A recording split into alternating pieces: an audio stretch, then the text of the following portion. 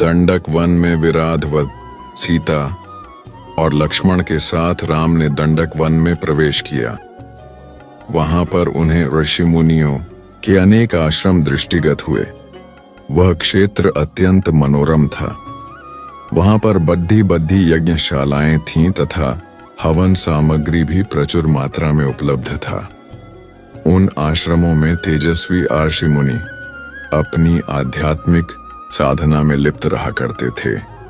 वीर तपस्वियों के वेश में राम लक्ष्मण को देखकर वे समस्त ऋषि मुनि अत्यंत प्रसन्न हुए। राम, सीता और सीता का समुचित सत्कार करने के पश्चात वे बोले, हे राघव, यद्यपि आप वन में हैं, किंतु हमारे लिए आप ही राजा हैं।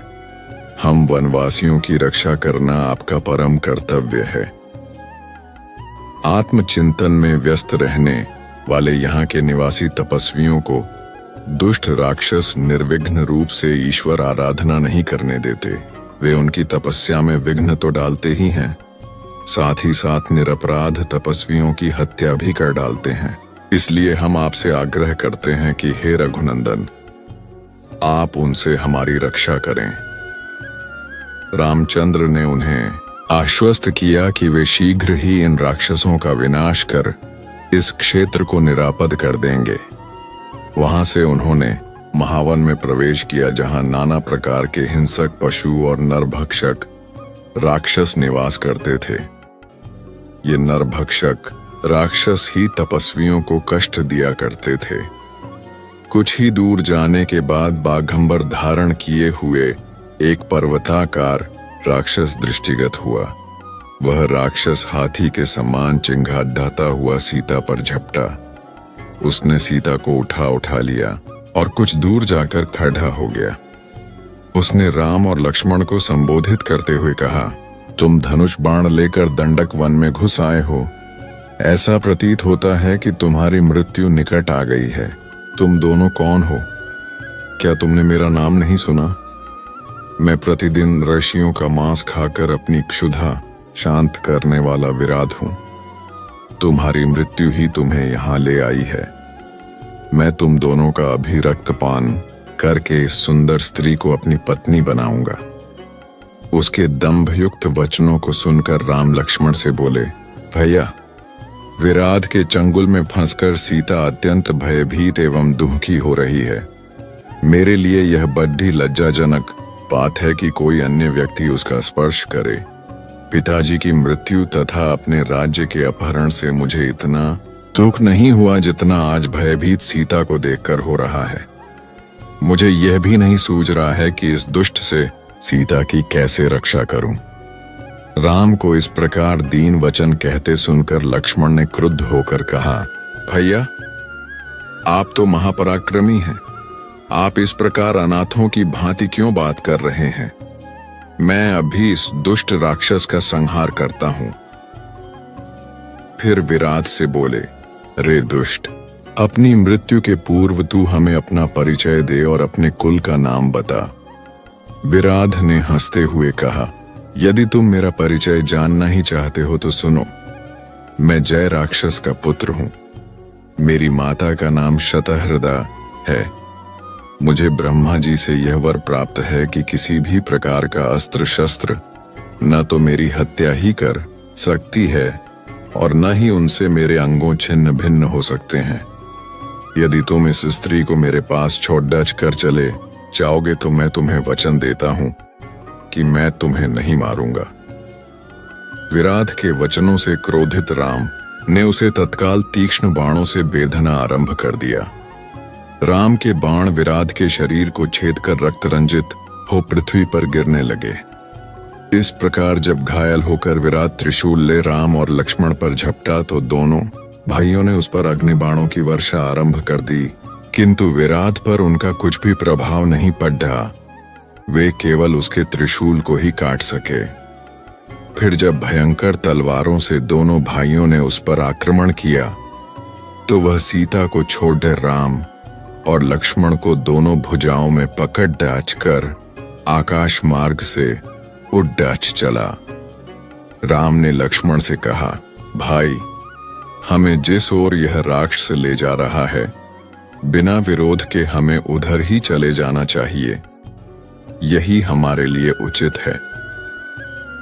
विराध द्वारा राम लक्ष्मण को ले जाते देख सीता विलाप करके कहने लगी, हे राक्षस राज, इन दोनों भाइयों को छोड़ दो, मैं तुमसे प्रार्थना करती हूं। सीता के आर्तनाद करने पर क्रोधित होकर दोनों भाइयों ने विराध की एक एक बांह मरोद्ध कर तोड़ डाली। वह मूर्छित होकर पृथ्वी पर गिर पड़ा। लक्ष्मण उसे सचेत कर करके बार बार उठा उठाकर पटकने लगे। वह घायल होकर चीत्कार करने लगा। तभी राम बोले, लक्ष्मण, वरदान के कारण यह दुष्ट मर नहीं सकता, इसलिए यही उचित है कि हमें भूमि में गड्ढा खोदकर इसे बहुत गहराई में गाड़ देना चाहिए। लक्ष्मण गड्ढा खोदने लगे और राम विराध की गर्दन पर पैर रखकर खड्डे हो गए। तब विराध बोला, प्रभु, वास्तव में मैं तुम्बुरु नाम गंधर्व हूं। कुबेर ने मुझे राक्षस होने का शाप दिया था। मैं शाप के कारण राक्षस हो गया था। आज आपकी कृपा से मुझे उस शाप से मुक्ति मिल रही है। राम और लक्ष्मण ने उसे उठाकर गड्ढे में डाल दिया और गड्ढे को पत्थर आदि से पाट किया। सारा वन प्रांत उसके आर्तनाद से गूंज उठा। महर्षि शरभंग भयंकर बलशाली विराध राक्षस का वध करने के पश्चात राम, सीता और लक्ष्मण महर्षि शरभंग के आश्रम में पहुंचे। महर्षि शरभंग अत्यंत वृद्ध थे। उनका शरीर जर्जर हो चुका था। ऐसा प्रतीत होता था कि उनका अंतकाल निकट है। सीता और लक्ष्मण सहित राम ने महर्षि के चरण स्पर्श किया और उन्हें अपना परिचय दिया। महर्षि शरभंग ने उनका सत्कार करते हुए कहा, हे राम, इस वन प्रांत में कभी कभी ही तुम जैसे अतिथि आते हैं। अपना शरीर त्याग करने के पहले मैं तुम्हारा दर्शन करना चाहता था, इसलिए तुम्हारी ही प्रतीक्षा में मैंने अब तक अपना शरीर नहीं त्यागा था। अब तुम्हारे दर्शन हो गए, इसलिए मैं इस नश्वर एवं जर्जर शरीर का परित्याग कर ब्रह्मलोक में जाऊंगा। मेरे शरीर त्याग करने के बाद तुम इस वन में निवास करने वाले महामुनि सुतीक्ष्ण के पास चले जाना, वे ही तुम्हारा कल्याण करेंगे। इतना कहकर महर्षि ने विधिवत अग्नि की स्थापना करके उसे प्रज्वलित किया और घी की आहुति देकर मंत्रोच्चार करते हुए स्वयं अपने शरीर को अग्नि को समर्पित करके ब्रह्मलोक को गमन किया। महामुनि शरभंग के ब्रह्मलोक गमन के पश्चात आश्रम की निकटवर्ती कुटियाओं में निवास करने वाले आर्षि मुनियों ने वहां आकर रामचंद्र से प्रार्थना की, हे राघव, क्षत्रिय नरेश होने के नाते हम लोगों की रक्षा करना आपका कर्तव्य है। जो हमारी रक्षा करता है उसे भी हमारी तपस्या के चौथाई भाग का फल प्राप्त होता है। किंतु दुख की बात यह है कि आप जैसे धर्मात्मा राजाओं के होते हुए भी राक्षस जन हमें अनाथों की तरह सताते हैं और हमारी हत्या तक कर देते हैं। इन राक्षसों ने पंपा नदी और मंदाकिनी नदियों के क्षेत्रों तथा चित्रकूट पर्वत में भयानक उपद्रव मचा रखा है।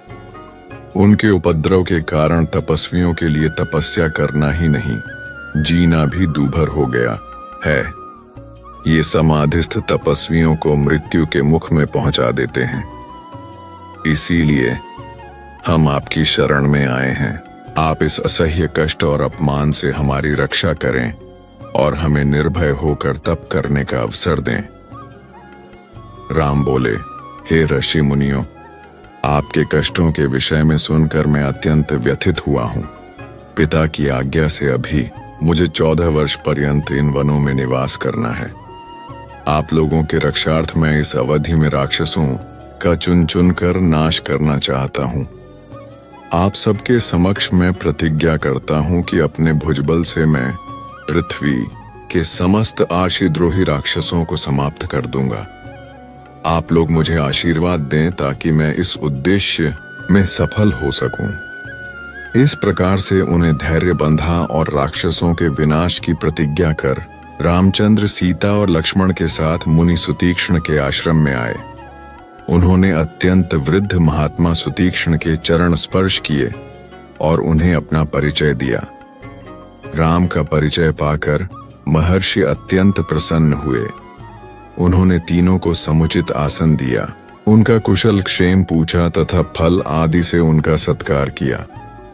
वार्तालाप करते करते सूर्यास्त की बेला आ पहुंची।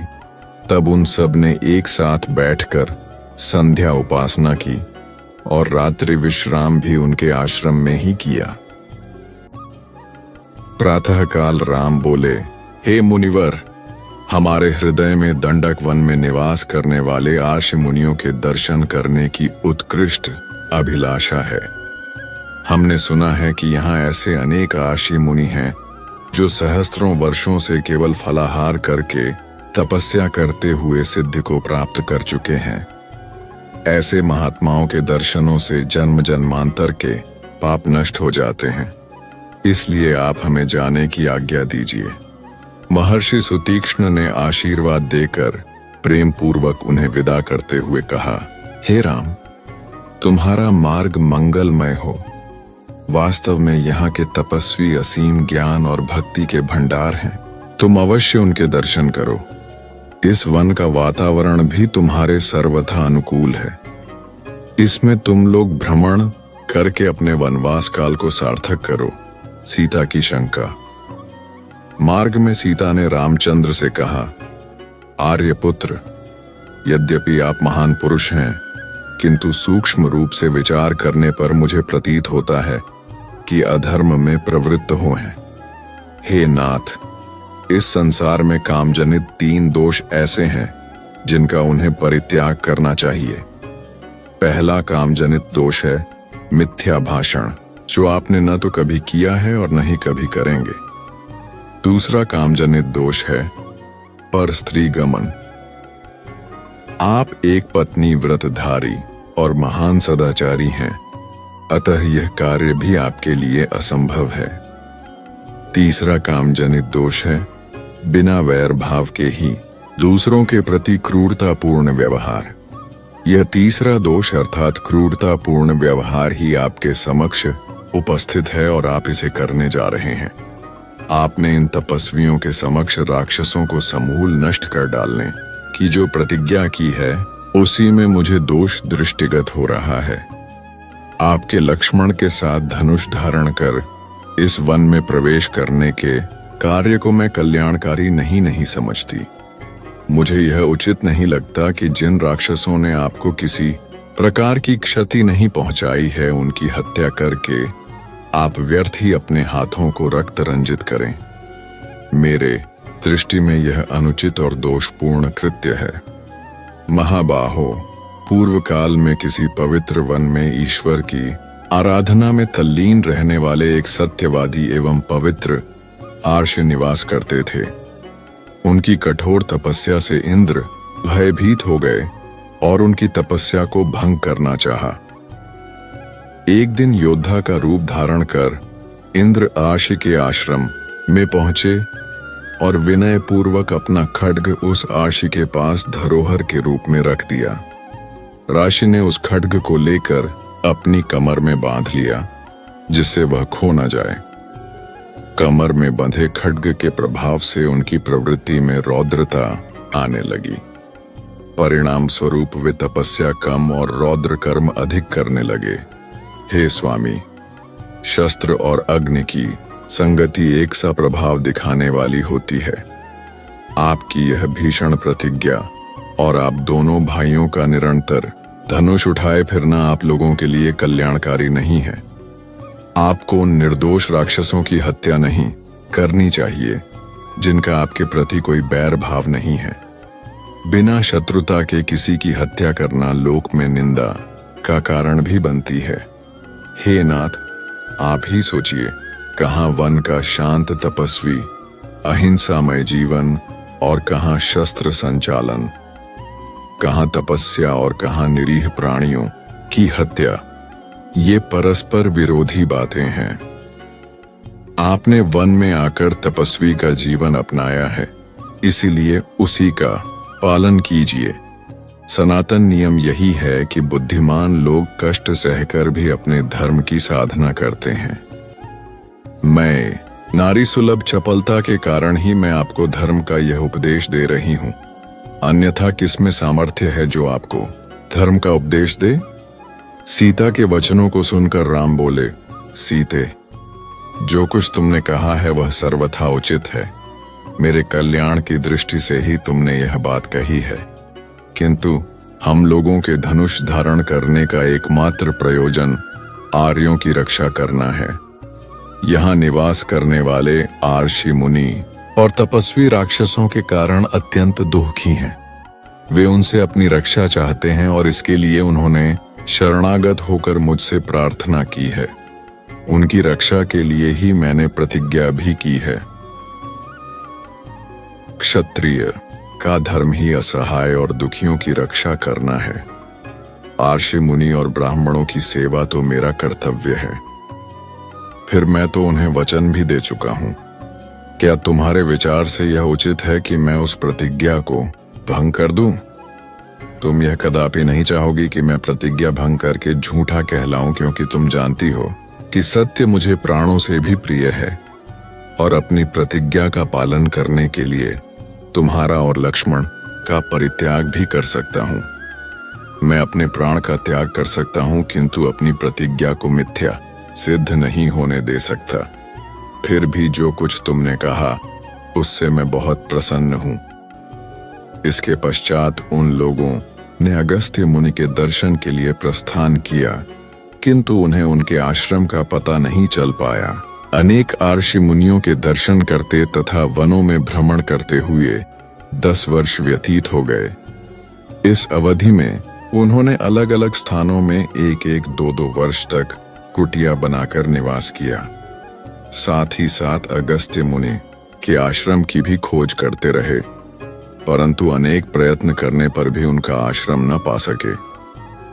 अंततः वे पुनः सुतीक्ष्ण मुनि के आश्रम में आए और बोले, हे महर्षि, मैं विगत 10 वर्ष से वन में भटक कर महर्षि अगस्त्य के आश्रम की खोज कर रहा हूं, किंतु अभी तक उनके दर्शनों का लाभ प्राप्त नहीं कर सका हूं।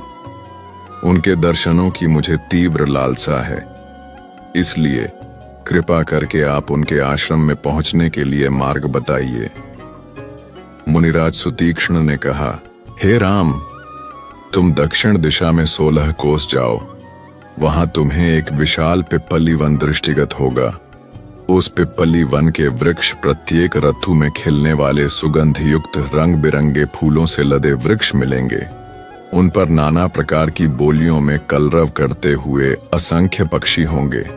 अनेक प्रकार के हंसों, बकों, कारंडवों आदि से युक्त सरोवर भी दिखाई देंगे। उसी वन में महात्मा अगस्त्य के भाई का आश्रम है, जो वहां ईश्वर साधना में तल्लीन रहते हैं। कुछ दिन उनके आश्रम में रहकर विश्राम करें। जब तुम्हारी मार्ग की क्लांति मिट जाए तो वहां से दक्षिण दिशा की ओर वन के किनारे चलना। वहां से 4 कोस की दूरी पर महर्षि अगस्त्य का शांत मनोरम आश्रम है, जिसके दर्शन मात्र से अद्वितीय शांति मिलती है। अगस्त्य का आश्रम सुतीक्ष्ण मुनि से विदा लेकर राम, सीता और लक्ष्मण ने वहां से प्रस्थान किया। मार्ग में उन्होंने नीवार, जलकदम्ब, कटहल, साखू, अशोक, तिनिश, चिड़िविल्व, महुआ, बेल, तेंदू तथा अन्य अनेक जंगली वृक्ष देखे। विचित्र वनों, मेघमाला सदृश पर्वमालाओं, सरिताओं तथा सरोवरों के नयनाभिराम दृश्यों को निरखते हुए तथा 2 दिन महर्षि अगस्त्य के भाई के आश्रम में विश्राम करने के पश्चात वे अगस्त्य मुनि के आश्रम के निकट जा पहुंचे। उस वन का वातावरण अत्यंत मनोहर था। सुंदर विशाल वृक्ष खिली हुई लताओं से शोभायमान हो रहे थे। हाथियों द्वारा तोड़े जाकर अनेक वृक्ष पृथ्वी पर पड्डे थे। वानर वृंद वृक्षों की ऊंची ऊंची शाखाओं पर अटखेलियां कर रहे थे। पक्षियों का मधुर कलरव चहुं ओर सुनाई दे रहा था। हिंसक पशु भी हिरण आदि के साथ बैर भाव को छोड़कर कल्लोल कर रहे थे। उन्हें देखकर राम लक्ष्मण से बोले, हे लक्ष्मण, महर्षि अगस्त्य के आश्रम के अद्भुत प्रभाव से जन्मजात शत्रु भी एक दूसरे की हत्या करना भूलकर परस्पर स्नेह का बर्ताव कर रहे हैं। यह महर्षि के तपोबल का ही प्रभाव है। यहाँ आकर राक्षस भी उपद्रव करना भूल जाते हैं। मैंने सुना है कि महर्षि अगस्त्य से प्रभावित होकर अनेक राक्षसों ने अपनी तामसी वृत्ति को त्याग दिया है और महर्षि के अनन्य भक्त बन गए हैं। इस युग के ऋषि मुनियों में महामुनि अगस्त्य का स्थान सर्वोपरि है। उनकी कृपा से यहाँ के देवता, राक्षस, यक्ष, गंधर्व, नाग, किन्नर आदि सब मानवीय धर्मों का पालन करते हुए अत्यंत प्रेम पूर्वक अपना जीवन यापन करते हैं।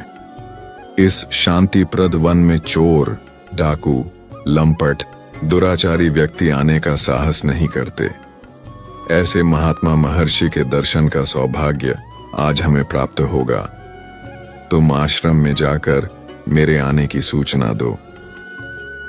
राम की आज्ञा पाकर लक्ष्मण आश्रम के भीतर गए और महर्षि के एक शिष्य से बोले, हे सौम्य, कृपा करके तुम महर्षि अगस्त्य को सादर सूचित करो कि अयोध्या के तेजस्वी सम्राट दशरथ के ज्येष्ठ पुत्र श्री रामचंद्र जी अपनी पत्नी जनक नंदिनी सीता के साथ उनके दर्शन के लिए पधारे हैं। वे आश्रम में प्रवेश की अनुमति की प्रतीक्षा कर रहे हैं। शिष्य से लक्ष्मण का संदेश सुनकर अगस्त्य मुनि बोले, तुमने यह अत्यंत आनंददायक समाचार सुनाया है। राम की प्रतीक्षा करते हुए मेरे नेत्र थक गए थे। तू जल्दी से जाकर राम को सीता और लक्ष्मण के साथ मेरे पास ले आ। शिष्य राम सीता और लक्ष्मण को लेकर मुनि के पास पहुंचा, जो पहले से ही उनके स्वागत के लिए कुटिया के बाहर आ चुके थे। तेजस्वी मुनि को स्वयं स्वागत के लिए बाहर आया देख राम ने श्रद्धा से सिर झुकाकर उन्हें प्रणाम किया। सीता और लक्ष्मण ने भी उनका अनुसरण किया। अगस्त्य मुनि ने प्रेम पूर्वक उन सबको बैठने के लिए आसन दिए। कुशल क्षेम पूछने तथा फल फूलों से उनका सत्कार करने के पश्चात वे बोले, हे राम, मैंने 10 वर्ष पूर्व तुम्हारे दंडक वन में प्रवेश करने का समाचार सुना था। उसी समय से मैं तुम्हारी प्रतीक्षा कर रहा हूं। यह मेरा सौभाग्य है कि आज मेरी इस कुटिया में तुम जैसा धर्मात्मा, सत्यपरायण, प्रतिज्ञा पालक, पितृभक्त अतिथि आया है। मेरी कुटिया तुम्हारे आगमन से धन्य हो गई है। इसके पश्चात महर्षि ने राम को कुछ दैवी अस्त्र शस्त्र देते हुए कहा, हे राघव, देवासुर संग्राम के समय से ये कुछ दिव्य अस्त्र मेरे पास रखे थे। आज इन्हें मैं तुम्हें देता हूं। इनका जितना उचित उपयोग तुम कर सकते हो, अन्य कोई धर्मपरायण योद्धा नहीं कर सकता। इस धनुष का निर्माण विश्वकर्मा ने स्वर्ण और वज्र के सम्मिश्रण से किया है। ये बाण स्वयं ब्रह्मा जी ने दिए थे। सूर्य के समान देदीप्यमान ये बाण कभी व्यर्थ नहीं जाते। इंद्र के द्वारा प्रदत्त यह तरकस भी मैं तुम्हें दे रहा हूं। इनमें अग्नि की भांति दाहक बाण भरे हुए हैं। यह खड्ग कभी न टूटने वाला है, चाहे इस पर कैसा ही वार किया जाए। इन अस्त्र शस्त्रों को धारण करके तुम इंद्र की भांति अजय हो जाओगे। इनकी सहायता से इस दंडक वन में जो राक्षस हैं, उनका नाश करो। राम ने महर्षि के इस उपहार के लिए उन्हें अनेक धन्यवाद दिए और बोले, मुनिराज, आपने मुझे इन अस्त्र शस्त्रों के योग्य समझा। ये आपकी मुझ पर अत्यंत अनुकंपा है, जो मैं अवश्य ही इनका उचित उपयोग करने का प्रयास करूंगा। मुनि ने कहा, नहीं राम, इसमें अनुकंपा की कोई बात नहीं है। तुम मेरे आश्रम में आने वाले असाधारण अतिथि हो। तुम्हें देखकर मैं कृतकृत्य हो गया हूं। लक्ष्मण भी कम महत्वपूर्ण अतिथि नहीं है। ऐसा प्रतीत होता है कि इनकी विशाल बलिष्ठ भुजाएं विश्व पर विजय पताका फहराने के लिए ही बनाई गई है, और जानकी का तो पति प्रेम तथा पति निष्ठा संसार की स्त्रियों के लिए अनुकरणीय आदर्श हैं। इन्होंने कभी कष्टों की छाया भी नहीं देखी, तो भी केवल पति भक्ति के कारण तुम्हारे साथ इस कठोर वन में चली आई हैं। इनका अनुकरण करके सन्नारियां स्वर्ग की अधिकारिणी हो जाएंगी। तुम तीनों को अपने बीच में पाकर मेरा हृदय प्रफुल्लित हो उठा है। तुम लोग लंबी यात्रा करके आए हो, थक गए होंगे, अतएव अब विश्राम करो। मेरी तो इच्छा यह है कि तुम लोग वनवास की शेष अवधि यहीं व्यतीत करो। यहां तुम्हें किसी प्रकार का कष्ट न होगा। ऋषि के स्नेह युक्त वचन सुनकर राम ने हाथ जोड़ाकर उत्तर दिया, हे मुनिराज, जिनके दर्शन बद्धे बद्धे राजा महाराजाओं तथा दीर्घ काल तक तपस्या करने वाले ऋषि मुनियों को भी दुर्लभ हैं, उनके दर्शन का सौभाग्य मुझे आज प्राप्त हुआ है। भला इस संसार में मुझसे बढ़कर भाग्यशाली कौन होगा। आपकी इस महान कृपा और अतिथि सत्कार के लिए मैं सीता और लक्ष्मण सहित आपका अत्यंत कृतज्ञ हूं। आपकी आज्ञा का पालन करते हुए हम लोग आज की रात्रि अवश्य यहीं विश्राम करेंगे, किंतु वनवास की शेष अवधि आपके मनोरम आश्रम में हृदय से चाहते हुए भी बिताना संभव नहीं होगा। मैं आपकी तपस्या में किसी भी प्रकार की बाधा उपस्थित नहीं करना चाहता, परंतु आपकी सत्संगति के लाभ से भी वंचित नहीं होना चाहता। इसीलिए कृपा करके आपके इस आश्रम के निकट ही कोई ऐसा स्थान बताइए जो फलयुक्त वृक्षों, निर्मल जल तथा शांत वातावरण से युक्त सघन वन हो। वहां मैं आश्रम बनाकर निवास करूंगा। अगस्त्य मुनि ने कुछ क्षण विचार करके उत्तर दिया, हे राम, तुम्हारे यहाँ रहने से मुझे कोई असुविधा नहीं होगी। यदि फिर भी तुम किसी एकांत स्थान में अपना आश्रम बनाना चाहते हो तो यहाँ से 8 कोस दूर पंचवटी नामक महावन है। वह स्थान वैसा ही है जैसा तुम चाहते हो। वहां पर गोदावरी नदी बहती है। वह स्थान अत्यंत रमणीक, शांत, स्वच्छ एवं पवित्र है। सामने जो मधुक वन दिखाई देता है, उत्तर दिशा से पार करने के पश्चात तुम्हें एक पर्वत दृष्टिगोचर होगा। उसके निकट ही पंचवटी है। वह स्थान इतना आकर्षक है कि उसे खोजने में तुम्हें कोई कठिनाई नहीं होगी। मुनि का आदेश पाकर संध्या वंदन आदि करके राम ने सीता और लक्ष्मण के साथ रात्रि अगस्त्य मुनि के आश्रम में ही विश्राम किया। प्रातःकालीन कृत्यों से निवृत्त होकर महामुनि से विदा हो राम ने अपनी पत्नी तथा अनुज के साथ पंचवटी की ओर प्रस्थान किया। पंचवटी में आश्रम। पंचवटी की ओर जाते समय मार्ग में राम, सीता और लक्ष्मण की दृष्टि एक विशालकाय गृध्र पर पड़ी। लक्ष्मण ने उसे कोई राक्षस समझा और उसका परिचय पाने के उद्देश्य से उससे पूछा, तुम कौन हो? इस प्रश्न के उत्तर में उसने मधुर वाणी में कहा, तात, मैं आपके पिता का मित्र हूं। मैं गृध्र जाति के यशस्वी व्यक्ति अरुण का पुत्र हूं और मेरा नाम जटायु है। कृपा करके आप मुझे अपने साथ रहने की अनुमति दें ताकि आपके साथ रहकर मैं सेवक की भांति आपकी सेवा कर सकूं। इस प्रकार से अनुमति प्राप्त कर वह राम और लक्ष्मण के साथ चलने लगा। पंचवटी पहुंचने पर राम ने लक्ष्मण से कहा, सौम्य, महर्षि अगस्त्य ने हमें जिस स्थान का परिचय दिया था वहां हम पहुंच चुके हैं। यही पंचवटी प्रदेश है। सामने गोदावरी नदी भी प्रवाहित हो रही है। अतः तुम किसी जलाशय के निकट रमणीय दृश्य वाले योग्य स्थान का चयन करके उस पर आश्रम बनाने की तैयारी करो। लक्ष्मण ने आश्रम बनाने के लिए गोदावरी के तट पर एक स्थान का चयन किया, जहां पर पुष्पों से लदे वृक्ष अत्यंत मनोहर प्रतीत हो रहे हैं। वह स्थान चारों तरफ से पुष्पों, गुल्मों तथा लता वल्लरियों से युक्त साल, ताल, तमाल, खजूर, कटहल, झलकदम्ब, तिनिश, पुन्नाग, आम, अशोक, तिलक, केवधा, चंपा, स्यंदन, चंदन, कदम्ब, पर्णास, लकुच, धव, अश्वकर्ण, खैर, शमी, पलाश आदि वृक्षों से घिरा हुआ था। निकट ही गोदावरी नदी प्रवाहित हो रही थी, जिसमें हंस और कारंडव आदि पक्षी विचर रहे थे। चकवे उसकी शोभा बढ़ाते थे और पानी पीने के लिए आए हुए मृगों के झुंड उसके तट पर छाए रहते थे। लक्ष्मण ने वहां पर लकड़ियों तथा घास फूसों की सहायता से शीघ्रता पूर्वक एक कुटिया का निर्माण कर लिया।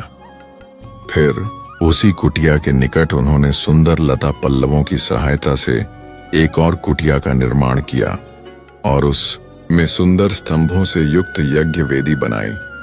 उसके बाद उन्होंने दोनों कुटियाओं को घेरते हुए चारों ओर कांटों की बाढ़ लगा दी।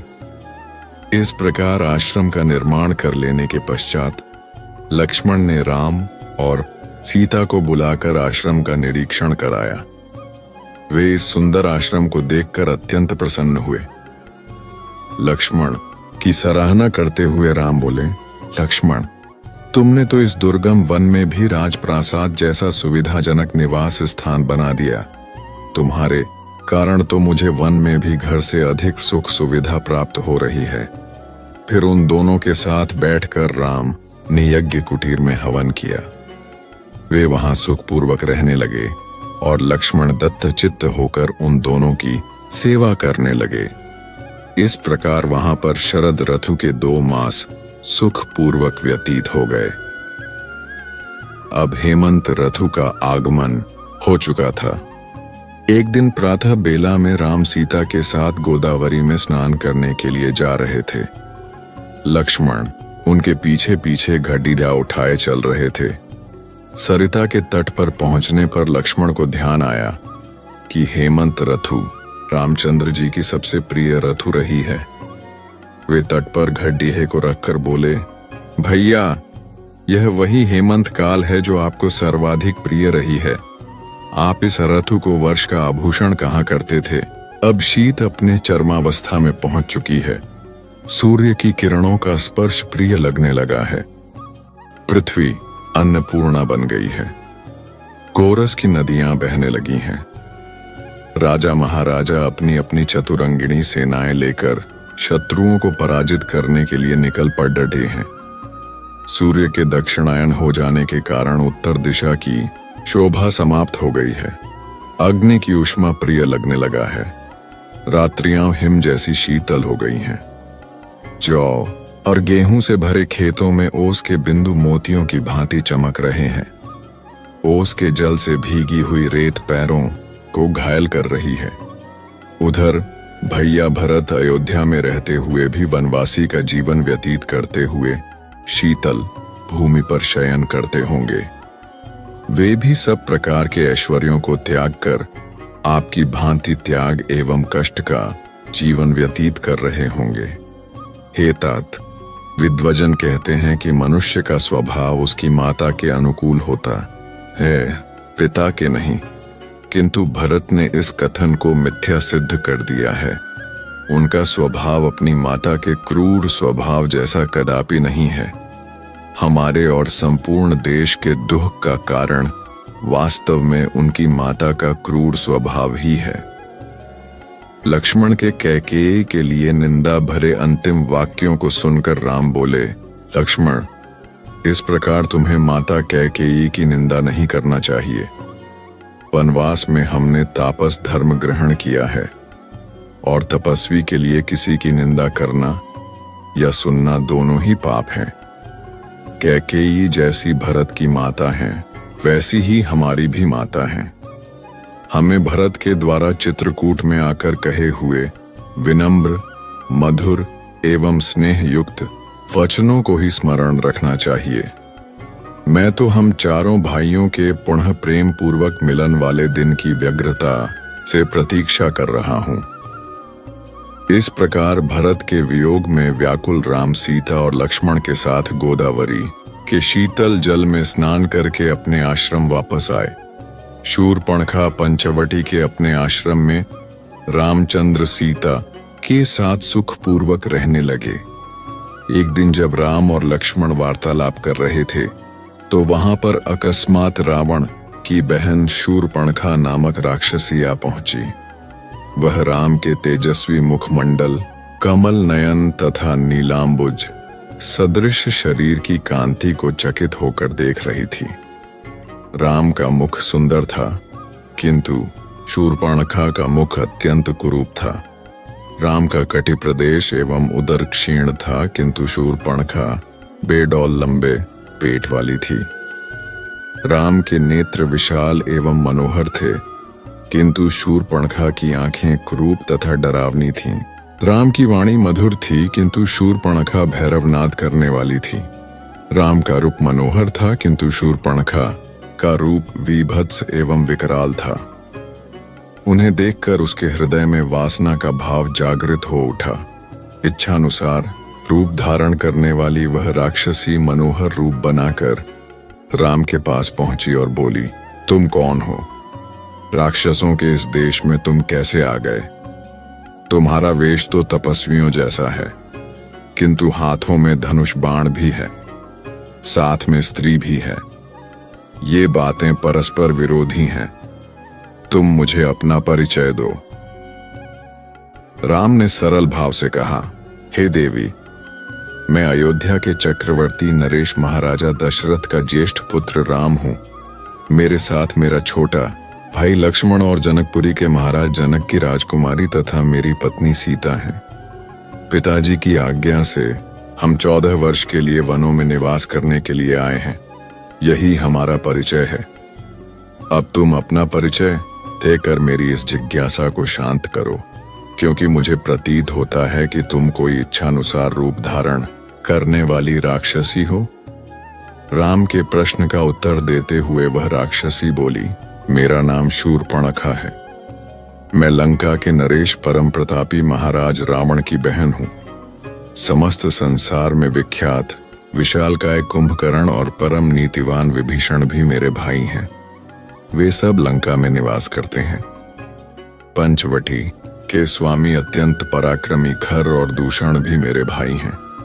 संसार में शायद ही कोई वीर ऐसा होगा जो इन दोनों भाइयों के साथ समरभूमि में युद्ध करके उन्हें पराजित कर सके। मैं सर्व प्रकार से संपन्न हूं और अपनी इच्छा तथा शक्ति से समस्त लोकों में विचरण कर सकती हूं। यह तुम्हारी पत्नी सीता मेरी दृष्टि में कुरूप, ओछी, विकृत मानवी है और तुम्हारे योग्य नहीं है। अतः तुम मेरे पति बन जाओ, मैं ही तुम्हारे अनुरूप हूं। इस अबला सीता को लेकर तुम क्या करोगे? तुम्हारी भार्या बनने के पश्चात मैं तुम्हारे भाई और सीता को खा जाऊंगी और तुम्हारे साथ विचरण करूंगी। उसके प्रस्ताव के उत्तर में राम मुस्काते हुए बोले, भद्रे, तुम देख रही हो कि मैं विवाहित हूं और मेरी पत्नी मेरे साथ है। हाँ, मेरा भाई लक्ष्मण यहाँ अकेला है। वह सुंदर, शीलवान एवं बल पराक्रम से संपन्न है। यदि तुम चाहो तो उसे सहमत करके उससे विवाह कर सकती हो। राम का उत्तर सुन शूर्पणखा ने लक्ष्मण के पास जाकर कहा, हे राजकुमार, तुम सुंदर हो और मैं युवा हूं। तुम्हारे इस सुंदर रूप के योग्य मैं ही हूं, अतः मैं ही तुम्हारी परम सुंदरी भार्य हो सकती हूं। मुझे अंगीकार कर लेने पर तुम मेरे साथ इस दंडकारण्य में सुखपूर्वक विचरण कर सकोगे। शूर्पणखा के इस विवाह प्रस्ताव को सुनकर वाक्पटु लक्ष्मण ने कहा, सुंदरी, मैं राम का एक तुच्छ सा दास हूं। मुझसे विवाह करके तुम केवल दासी कहलाओगी। अच्छा यही है कि तुम राम से ही विवाह करके उनकी छोटी भार्या बन जाओ। तुम्हारा रूप सौंदर्य उन्हीं के योग्य है। लक्ष्मण के परिहास को न समझकर शूर्पणखा ने उसे अपनी प्रशंसा समझा। वह पुनः राम के पास जाकर क्रोध से बोली, हे राम, इस क्रूपा सीता के लिए तुम मेरा विवाह प्रस्ताव अस्वीकार करके मेरा अपमान कर रहे हो। इसलिए पहले मैं इसे ही मारकर समाप्त किए देती हूं, फिर तुम्हारे साथ विवाह करके मैं अपना जीवन आनंद पूर्वक व्यतीत करूंगी। इतना कहकर प्रचंड क्रोध करती हुई शूर्पणखा विद्युत वेग से सीता पर झपटी। राम ने उसके इस आकस्मिक आक्रमण को तत्परता पूर्वक रोका और लक्ष्मण से बोले, हे वीर, इस दुष्टा राक्षसी से अधिक वाद विवाद करना या इसके साथ हास्य विनोद करना उचित नहीं है। इसने तो जानकी की हत्या ही कर डाली होती। तुम्हें इस कुरूपा और कुल्टा राक्षसी को उसके किसी अंग से विहीन कर देना चाहिए। राम की आज्ञा पाते ही लक्ष्मण ने तत्काल खड्ग निकाला और दुष्टा शूर्पणखा के नाक कान काट डाले। पीड़ा और घोर अपमान के कारण रोती हुई शूर्पणखा अपने भाइयों खरदूषण के पास पहुंची और घोर चीत्कार करके उनके सामने गिर पड़ी। खरदूषण से युद्ध। शूर्पणखा का रक्त रंजित मुखमंडल देखकर वह क्रोध से कांपते हुए बोला, बहन, मूर्छा और घबराहट छोड़ डा, मुझे बताओ कि किसने तुम्हें रूपहीन बनाया है। किसने आज इस निद्रा निमग्न नागराज को छेददाहने की मूर्खता की है। किसके सिर पर काल नाच रहा है। मुझे शीघ्र उसका नाम बताओ। उस अपराधी को मेरे क्रोध से देवता, गंधर्व, पिशाच और राक्षस कोई भी नहीं बचा सकता। खर के मुख से निकले इन वचनों सुनकर शूर्पणखा का कुछ धैर्य बंधा। उसने रोते रोते खर से कहा, राम और लक्ष्मण नामक दो राजकुमार जो अयोध्या के राजा दशरथ के पुत्र हैं, इस वन में आए हुए हैं। उनके साथ राम की भार्या सीता भी है। वे दोनों ही बद्धे, सुंदर, पराक्रमी और तपस्वी प्रतीत होते हैं। जब मैंने उनसे राम की पत्नी के विषय में पूछा तो वे चिढ़ गए और उनमें से एक ने मेरे नाक कान काट लिए। भैया, तुम शीघ्र उन्हें परलोक भेजकर उनसे मेरे अपमान का प्रतिशोध लो। मेरे हृदय को शांति तभी मिलेगी जब मैं उन तीनों का गरम गरम रुधिर पी लूंगी। तत्काल ही खर ने अपनी सेना के 14 यमराज के समान भयंकर योद्धा एवं पराक्रमी राक्षसों को आज्ञा दी कि शूर्पणखा के साथ जाकर उन तीनों का वध करो। मेरी बहन को वहीं उनके शरीर का गरम गरम रक्त पिलाकर इसके अपमान की ज्वाला को शांत करो। खर की आज्ञा पाते ही वे राक्षस भयंकर अस्त्र शस्त्रों से सुसज्जित होकर राम, लक्ष्मण तथा सीता का वध करने के लिए शूर्पणखा के साथ चल पड़े। शूर्पणखा के साथ इस राक्षस दल को देखकर राम लक्ष्मण से बोले, लक्ष्मण, तुम सीता के पास खड़ीढ़े होकर उसकी रक्षा करो। मैं अभी इन राक्षसों को मारकर यमलोक भेजता हूं। इसके पश्चात राम धनुष पर प्रत्यंचा चढ़ाकर बाण संभालकर उन राक्षसों से बोले, दुष्टों, हम लोग तपस्वी धर्म का पालन कर रहे हैं और किसी निर्दोष पर कभी वार नहीं करते। तुम सब पापात्मा तथा ऋषियों का अपराध करने वाले हो। उन ऋषि मुनियों की आज्ञा से ही मैं धनुष बाण लेकर तुम लोगों का वध करने आया हूं। तुम्हें यदि युद्ध से संतो प्राप्त होता हो तो यहां ही खड़े रहो, अन्यथा लौट जाओ। उन राक्षसों ने एक साथ राम पर अपने शस्त्रों से आक्रमण कर दिया। प्रत्युत्तर में राम ने एक साथ 14 बाण छोड़े, जिन्होंने उनकी छातियों में घुसकर उनके प्राणों का हरण कर लिया। वे भूमि पर गिरकर तड़पने लगे और मृत्यु को प्राप्त हुए। सभी राक्षसों के इस प्रकार मर जाने पर शूर्पणखा रोती बिलखती खर के पास जाकर बोली, उन सब राक्षसों को अकेले राम ने ही वध कर डाला। वे सब मिलकर भी उसका कुछ न कर सके। मुझे तो प्रतीत होता है कि तुम महासमर में सबल होने के बाद भी राम के सामने युद्ध में नहीं ठहर सकोगे। यदि तुम स्वयं को शूरवीर समझते हो तो तुम अपनी संपूर्ण शक्ति लगाकर उससे युद्ध करो। यदि तुमने शत्रुघाती राम का वध नहीं किया तो मैं तुम्हारे समक्ष ही आत्महत्या करके अपना प्राण त्याग दूंगी। शूर्पणखा के द्वारा इस प्रकार तिरस्कृत होने पर खर ने क्रोधित होकर कहा, शूर्पणखे, तू व्यर्थ ही भयभीत होकर आत्महत्या करने का प्रलाप कर रही है। मैं तत्काल जाकर उन दोनों भाइयों का वध कर डालूंगा। मेरे समक्ष उनका तेज वैसे ही है जैसे कि सूर्य के सामने जुगनू। तू अकारण चिंता करना त्याग दे। शूर्पणखा को सांत्वना देकर खर अपनी विशाल सेना, जिसमें 14 सहस्त्र विकट योद्धा थे, को साथ लेकर राम से संग्राम करने के लिए तीव्र गति से चला। विशाल सेना के साथ खर को आते देखकर राम ने लक्ष्मण से कहा, महाबाहो, ऐसा प्रतीत होता है कि राक्षस राज अपने पूरे दल बल के साथ चला आ रहा है।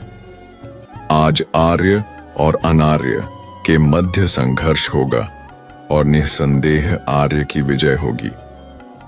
तुम सीता की रक्षा के लिए उसे साथ लेकर शीघ्र ही किसी गुफा में चले जाओ ताकि मैं निश्चिंत होकर युद्ध कर सकूं। लक्ष्मण ने तत्काल अपने अग्रज की आज्ञा पालन किया। वे सीता को लेकर पर्वत की एक अंधेरी कंदरा में चले गए। अभेद्य कवच धारण कर के राम युद्ध के लिए तैयार हो गए। देवता, यक्ष, किन्नर, गंधर्व आदि सभी राम के विजय के लिए परमात्मा से इस प्रकार प्रार्थना करने लगे कि हे त्रिलोकीनाथ, वीर पराक्रमी रामचंद्र को इतनी शक्ति प्रदान करो कि उनके हाथों गौ, ब्राह्मणों तथा आर्षि मुनियों को अनेक प्रकार से कष्ट देने वाले राक्षसों का नाश हो सके। राक्षसों की सेना ने राम को चारों ओर से घेर लिया तथा आक्रमण की तैयारी करने लगे। राम ने भीषण विनाश करने वाली अग्निबाण छोड़ दे दिया, जिससे राक्षस हाहाकार करने लगे। राम तत्परता के साथ राक्षसों के द्वारा छोड़े गए बाणों को अपने बाणों से आकाश में ही काटने लगे। इस पर राक्षसों ने अत्यंत क्रोधित होकर एक साथ बाणों की वर्षा करना आरंभ कर दिया और राम चारों ओर से उनके बाणों से आच्छादित हो गए। राम ने अपने धनुष को मंडलाकार करके अद्भुत हस्त लाघव का प्रदर्शन करते हुए बाणों को छोड़ना आरंभ कर दिया, जिससे राक्षसों के बाण कट कट कर भूमि पर गिरने लगे। यह झांत ही नहीं हो पाता था कि कब उन्होंने तर्कस से बाण निकाला, कब प्रत्यंचा चढ़ाई और कब बाण छूटा। राम के बाणों के लगने से राक्षसगण निष्प्राण होकर भूमि में लेटने लगे। अल्पकाल में ही राक्षसों की सेना उसी भांति छिन्न भिन्न हो गई, जैसे आंधी आने पर बादल छिन्न भिन्न हो जाते हैं। पूरा युद्ध स्थल राक्षसों के कटे हुए अंगों से पट गया। रावण को सूचना खरदूषण का वध हो जाने पर खर के एक अकंपन नामक सैनिक ने, जिसने किसी प्रकार से भागकर अपने प्राण बचा लिए थे, लंका में जाकर रावण को खर की सेना के नष्ट हो जाने की सूचना दी। रावण के समक्ष जाकर वह हाथ जोड़कर बोला, हे लंकेश, दंडकारण्य स्थित आपके जनस्थान में रहने वाले आपके भाई खर और दूषण तथा उनके 14 सहस्त्र सैनिकों का वध हो चुका है। किसी प्रकार से अपने प्राण बचाकर मैं आपको सूचना देने के लिए आया हूं। यह सुनकर रावण को भारी क्रोध आया। उन्होंने कहा, कौन है जिसने मेरे भाइयों का सेना सहित वध किया है? मैं अभी उसे नष्ट कर दूंगा। तुम मुझे पूरा वृत्तांत बताओ। अकंपन ने कहा, हे लंकापति, अयोध्या के राजकुमार राम ने अपने पराक्रम से अकेले ही सभी राक्षस वीरों को मृत्यु के घाट उतार दिया। इस समाचार को सुनकर रावण को आश्चर्य हुआ और उसने पूछा, खर को मारने के लिए क्या देवताओं ने राम की सहायता की है? अकंपन ने उत्तर दिया, नहीं प्रभु, देवताओं से राम को किसी प्रकार की सहायता नहीं मिली है। ऐसा उसने अकेले ही किया है। वास्तव में राम तेजस्वी, शक्तिवान और युद्ध विद्या में पारंगत योद्धा है। खर जैसे रणबांकुरे, जिसकी एक गर्जना से सारे देवता कांप जाते थे, को उनकी शक्तिशाली सेना सहित उसने खेल ही खेल में समाप्त कर दिया। उसका रण कौशल देखकर मुझे प्रतीत होता है कि आप अपनी संपूर्ण सेना के साथ युद्ध करके भी उसे परास्त नहीं कर सकेंगे। मेरे विचार से उस पर विजय पाने का एक ही उपाय है। उसके साथ उसकी अत्यंत रूपवती, लावण्यमयी और सुकुमारी पत्नी भी है। राम उससे बहुत प्रेम करता है। वह अपनी पत्नी के बिना एक पल भी नहीं रह सकता। मेरा विश्वास है, यदि आप किसी प्रकार उसका अपहरण करके ले आएं, तो राम उसके वियोग में स्वयं ही मर जाएगा। लंकेश रावण को अकंपन का यह प्रस्ताव सर्वथा उचित प्रतीत हुआ। तत्काल ही वह अपने दिव्य रथ पर सवार हो आकाश मार्ग से उड़ता हुआ अपने परम मित्र मारीच के पास पहुंचा। बिना किसी पूर्व सूचना के रावण को अपने सम्मुख पाकर मारीच बोले, हे लंकापति, आज अचानक ही आपके यहाँ आने का क्या कारण है? आपकी इतनी हड्डबद्दी देखकर मेरे मन में नाना प्रकार की शंकाएं उठ रही हैं। लंका में सब कुशल तो है? रावण ने कहा, मैं एक विशेष कारण से ही यहाँ आया हूं। अयोध्या के राजकुमार राम ने मेरे भाई खर और दूषण को उनकी सेना सहित मार डाला है। अब मैं चाहता हूं कि राम की पत्नी का अपहरण कर लूं और इसके लिए मुझे तुम्हारी सहायता की आवश्यकता है। सीता के वियोग में राम बिना युद्ध किए ही तड़प कर मर जाएगा और मेरा प्रतिशोध पूरा हो जाएगा। रावण के वचनों को सुनकर मारीच बोला, हे लंकापति, तुम्हारा यह विचार सर्वथा अनुचित है। जिस किसी ने भी तुम्हें सीता को हरने का सुझाव दिया है वह वास्तव में तुम्हारा मित्र नहीं शत्रु है। राम अत्यंत बलशाली और पराक्रमी है और तुम उससे किसी प्रकार भी जीत सकते। राम के होते हुए तुम उसे सीता को नहीं छीन सकते। उसके अद्भुत पराक्रम के सम्मुख तुम एक क्षण भी नहीं टिक सकोगे। तुम्हारा हित इसी में है कि तुम इस विचार को भूल कर चुपचाप लंका में जाकर बैठ जाओ। मारीच का उत्तर सुनकर निराश रावण लंका लौट आया। रावण को शूरपणखा का धिक्कार। रावण के मारीच के पास से लंका लौट आने के कुछ काल पश्चात ही शूरपणखा उसके पास आ पहुंची।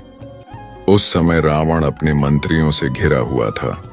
स्वर्ण सिंहासन पर आरूढ़ रावण वैसे ही शोभा पा रहा था जैसे सोने के ईंटों से निर्मित यज्ञवेदी में घी के द्वारा प्रज्वलित अग्नि। समरभूमि में साक्षात यमराज की भांति दिखाई पड़ दिखने वाले रावण ने देवता, गंधर्व आदि सभी को जीत लिया था। राजोचित लक्षणों से संपन्न रावण ने वैदूर्य मणि, नीलम तथा तपाए हुए सोने से निर्मित आभूषणों से अलंकृत हो रहा था। उसके अंगों पर विष्णु के चक्र तथा देवताओं के विविध आयुधों के अनेक प्रहार हुए थे, किंतु इन प्रहारों के बाद भी उसका कोई भी अंग खंडित नहीं हुआ था।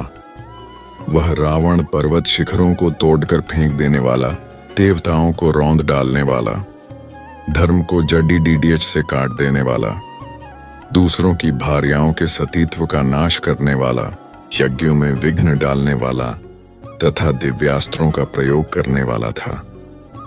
उसने समुद्रों तथा पर्वतों पर विजय प्राप्त किया था, नागराज वासुकी को परास्त किया था, तक्षक की प्रिय पत्नी का हरण किया था, कुबेर पर विजय प्राप्त कर उससे पुष्पक विमान छीना था। इंद्रादि समस्त देवता उससे भयभीत रहते थे। वायु देवता उस पर पंखा डुलाते थे। वरुण उसके यहाँ पानी भरता था और वह मृत्यु को भी परास्त करने की सामर्थ्य रखता था। उसने 10,000 वर्षों तक घोर तपस्या करके तथा ब्रह्मा जी को अपने मस्तकों की बलि देकर देवता, दानव, गंधर्व, पिशाच, पक्षी और सर्पों से संग्राम में अभय प्राप्त कर लिया था। मनुष्य के सिवा अन्य किसी से भी उसे मृत्यु का भय नहीं रह गया था। शूरपणखा राम के द्वारा तिरस्कृत होकर अत्यंत दुखी हो रही थी। उसने रावण के पास आकर क्रोध से फूंफकारते हुए कहा, धिक्कार है तुम्हारे पराक्रम पर और तुम्हारे इन मंत्रियों पर। तुम अपनी विलासिता में डूबे हुए हो। तुम सब तो सुरा और सुंदरियों में व्यस्त रहते हो। हे नीतिवान रावण, क्या अब मुझे तुमको यह भी बताना पड़ेगा कि समय पर उचित कार्य न करने वाले और अपने देश की रक्षा के प्रति असावधान रहने वाले राजा के राज्य के नष्ट हो जाने में क्षण मात्र भी देर नहीं लगती। तुम्हें ज्ञात होना चाहिए कि वृक्ष से गिरे हुए पत्ते और राज्य से च्युत राजा का कोई मूल्य नहीं होता। प्रजा उसी राजा की पूजा करती है जो स्थूल आंखों से सोता है किंतु नीति की आंखों से जागता है, जिसका क्रोध प्रलयंकर और प्रसन्नता सुखदायिनी है। जिस राजा के गुप्तचर सक्रिय और सतर्क नहीं रहते, वह राज्य करने योग्य नहीं होता। तुम्हारे गुप्तचर तो मूर्ख, अयोग्य और आलसी हैं। तुम्हारी बुद्धि दूषित है और मंत्री भी सर्वथा अयोग्य हैं। उन्हें अभी तक यह पता नहीं कि उनके राज्य दंडकारण्य में कितनी भयंकर घटना घट चुकी है। मेरे वीर भ्राताओं खरदूषण का 14 सहस्त्र राक्षसों सहित संहार हो चुका है। जो ऋषि मुनि कल तुम्हारे नाम से थर थर कांपते थे, वे आज सिर उठाकर निर्भय हो घूम रहे हैं। तुम तो राम द्वारा किए गए भीषण हत्याकांड से अभी तक अपरिचित हो। शूर्पणखा के कटु वचनों से कुपित होकर रावण बोला, शूर्पणखे, मुझे बताओ कि राम कौन है, उसका बल और पराक्रम कितना है, दुष्कर दंडक वन में उसने किस लिए प्रवेश किया है, उसके पास ऐसा कौन सा अस्त्र है जिससे उसने खर, दूषण और त्रिशिरा का सेना सहित संहार कर दिया। उसने तुझ जैसी सुंदर अंगों वाली को क्यों कुरूप बना दिया।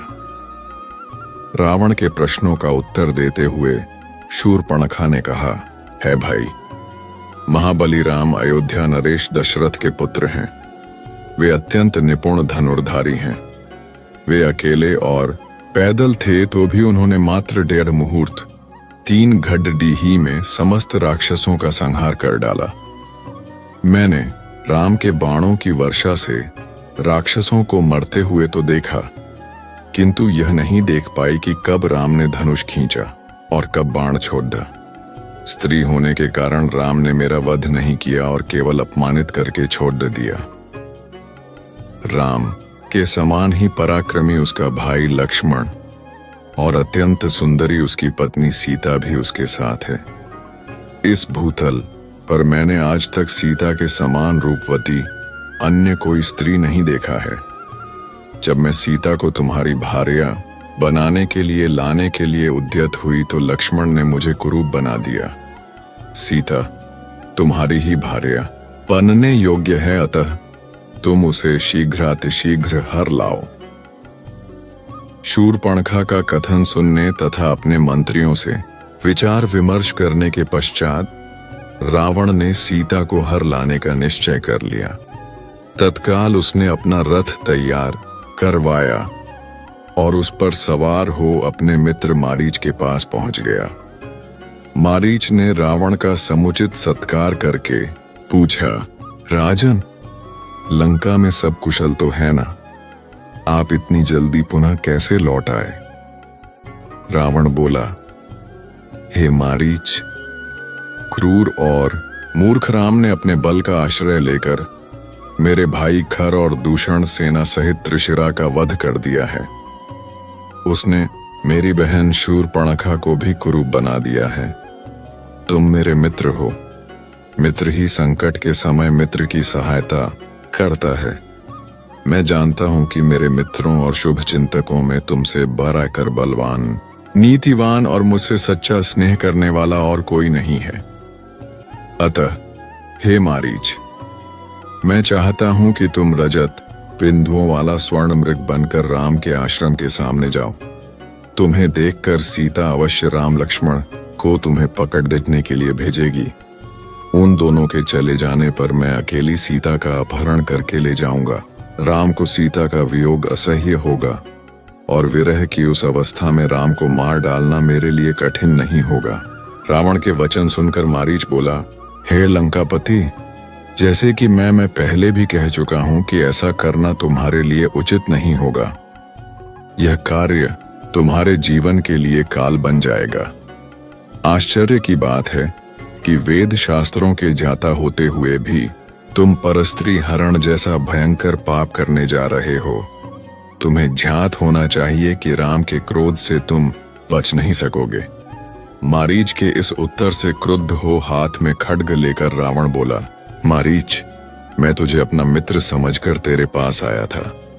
तेरा अनर्गल प्रलाप सुनने के लिए नहीं, तेरी कायरतापूर्ण युक्तियों को सुनकर मैं अपना विचार नहीं बदल सकता। सीता का हरण मैं अवश्य ही करूंगा और तू मेरे आज्ञा का पालन भी करेगा। यदि तू मेरी आज्ञा मानकर मेरे इस कार्य में सहायता नहीं करेगा तो राम लक्ष्मण से पहले मैं तेरा वध करूंगा। रावण के क्रोध से भयभीत होकर मारीच ने अपनी सहमति दे दी। उसकी सहमति से प्रसन्न होकर रावण बोला, अब सिद्ध हो गया कि तू मेरा परम मित्र है। रावण उसे लेकर दंडक वन में पहुंच राम के आश्रम की खोज करने लगा। जब आश्रम मिल गया तो मारीच ने रावण के निर्देशानुसार मृग का रूप धारण किया और आश्रम के निकट विचरण करने लगा। इस अद्भुत स्वर्णिम मृग की शोभा देखकर सीता आश्चर्यचकित रह गई और विस्मित होकर उसके पास पहुंची। मायावी मारीच ने अपनी मृग सुलभ क्रीडाओं से सीता का मन मुग्ध कर लिया।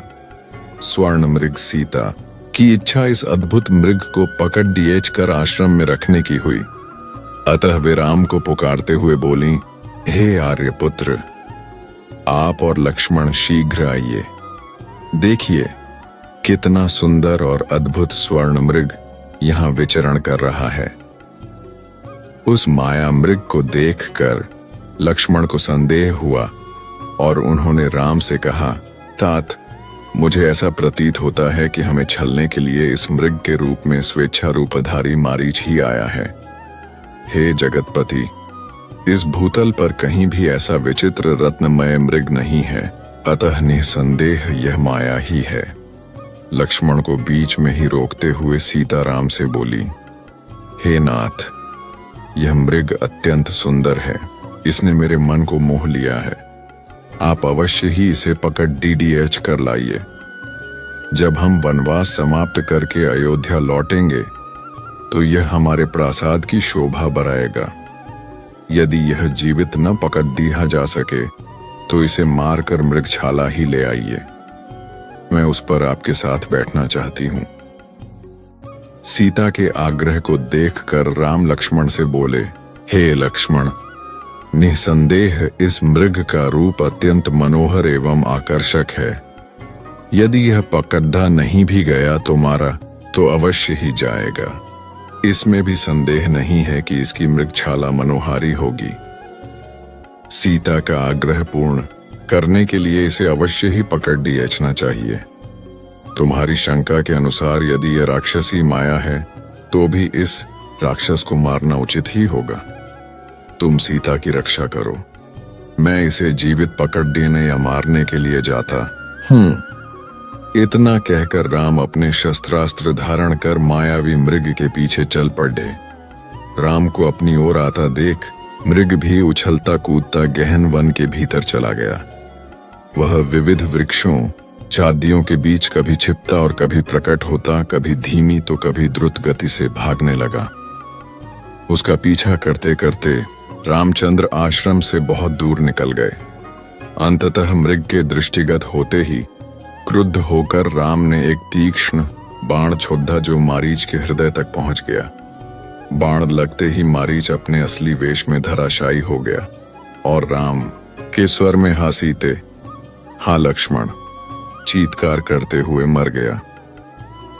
उस राक्षस के मृत शरीर को तथा उसका अपने स्वर में चीत्कार करना देखकर राम को लक्ष्मण का कथन स्मरण हो आया। वास्तव में यह मारीच की माया ही निकली। उन्हें चिंता होने लगी कि मेरे स्वर में किए गए चीत्कार को सुनकर सीता की क्या दशा होगी। उन्हें किसी अनिष्ट की आशंका होने लगी और वे द्रुत गति से आश्रम की ओर लौट पड़े।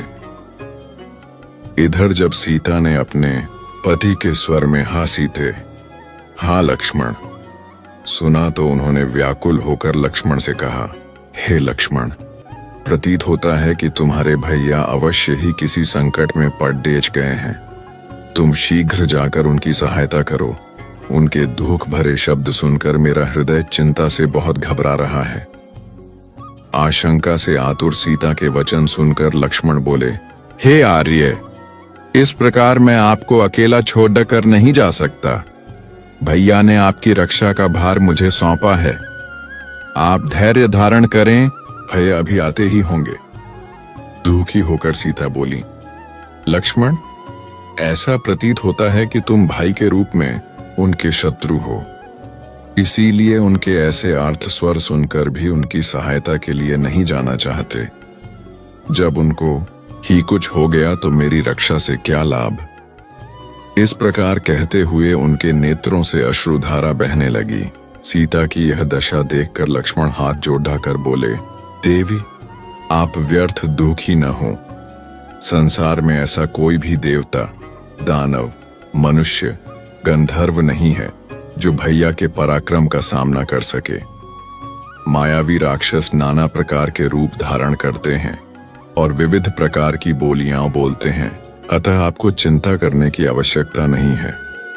आप तनिक प्रतीक्षा करें, वे आते ही होंगे। लक्ष्मण के तर्क युक्त वचनों ने सीता के क्रोध को और बढ़ा दिया। वे बोली, लक्ष्मण मैं तुम्हारे मनोभावों को भली भांति समझ रही हूं। तुम राम के न रहने पर मुझे पा लेने की लालसा लेकर ही वन में चले आए हो। मैं तुम्हारी दुष्ट इच्छा को कभी पूरा नहीं होने दूंगी। राम के वियोग में मैं अपने प्राण त्याग दूंगी। सीता के ये वचन सुनकर लक्ष्मण का हृदय विदीर्ण हो उठा। वे बोले, देवी मैं आपकी बातों का कोई उत्तर नहीं दे सकता। स्त्रियों के द्वारा ऐसी अनुचित और प्रतिकूल बातें, आज आपकी बुद्धि भ्रष्ट हो गई है जो अपने अग्रज की आज्ञा पालन करने वाले अनुज पर ऐसा दुष्टतापूर्ण लांछन लगा रही हैं। मुझे संशय हो रहा है कि आज आप पर अवश्य कोई संकट आने वाला है। वन के समस्त देवता आपकी रक्षा करें। वन के देवता इसके साक्षी हैं कि मैं आपके द्वारा बलात् भेजा जा रहा हूं। लक्ष्मण के वचन सुनकर सीता के नेत्रों से अश्रुधारा बहने लगे और लक्ष्मण उस ओर चल दिए जिधर राम गए थे। सीता, हरण, लक्ष्मण के जाने के पश्चात रावण को अवसर मिल गया। वह ब्राह्मण भिक्षुक का वेश धारण कर रावण सीता के पास आया और बोला, हे सुंदरी, तुम कोई वन देवी हो या लक्ष्मी अथवा कामदेव की प्रिया स्वयं रति हो?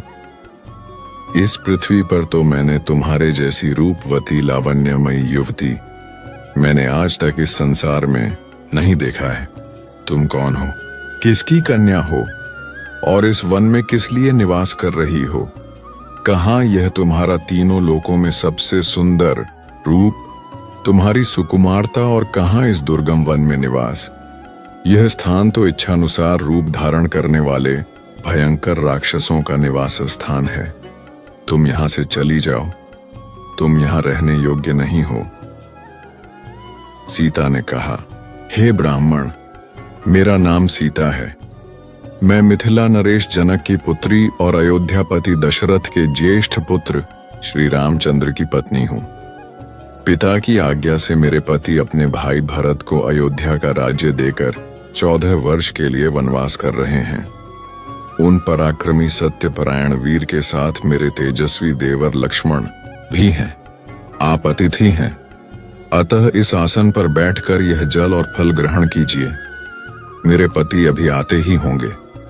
अब आप बताइए महात्मन, आप कौन हैं और यहाँ किस उद्देश्य से पधारे हैं?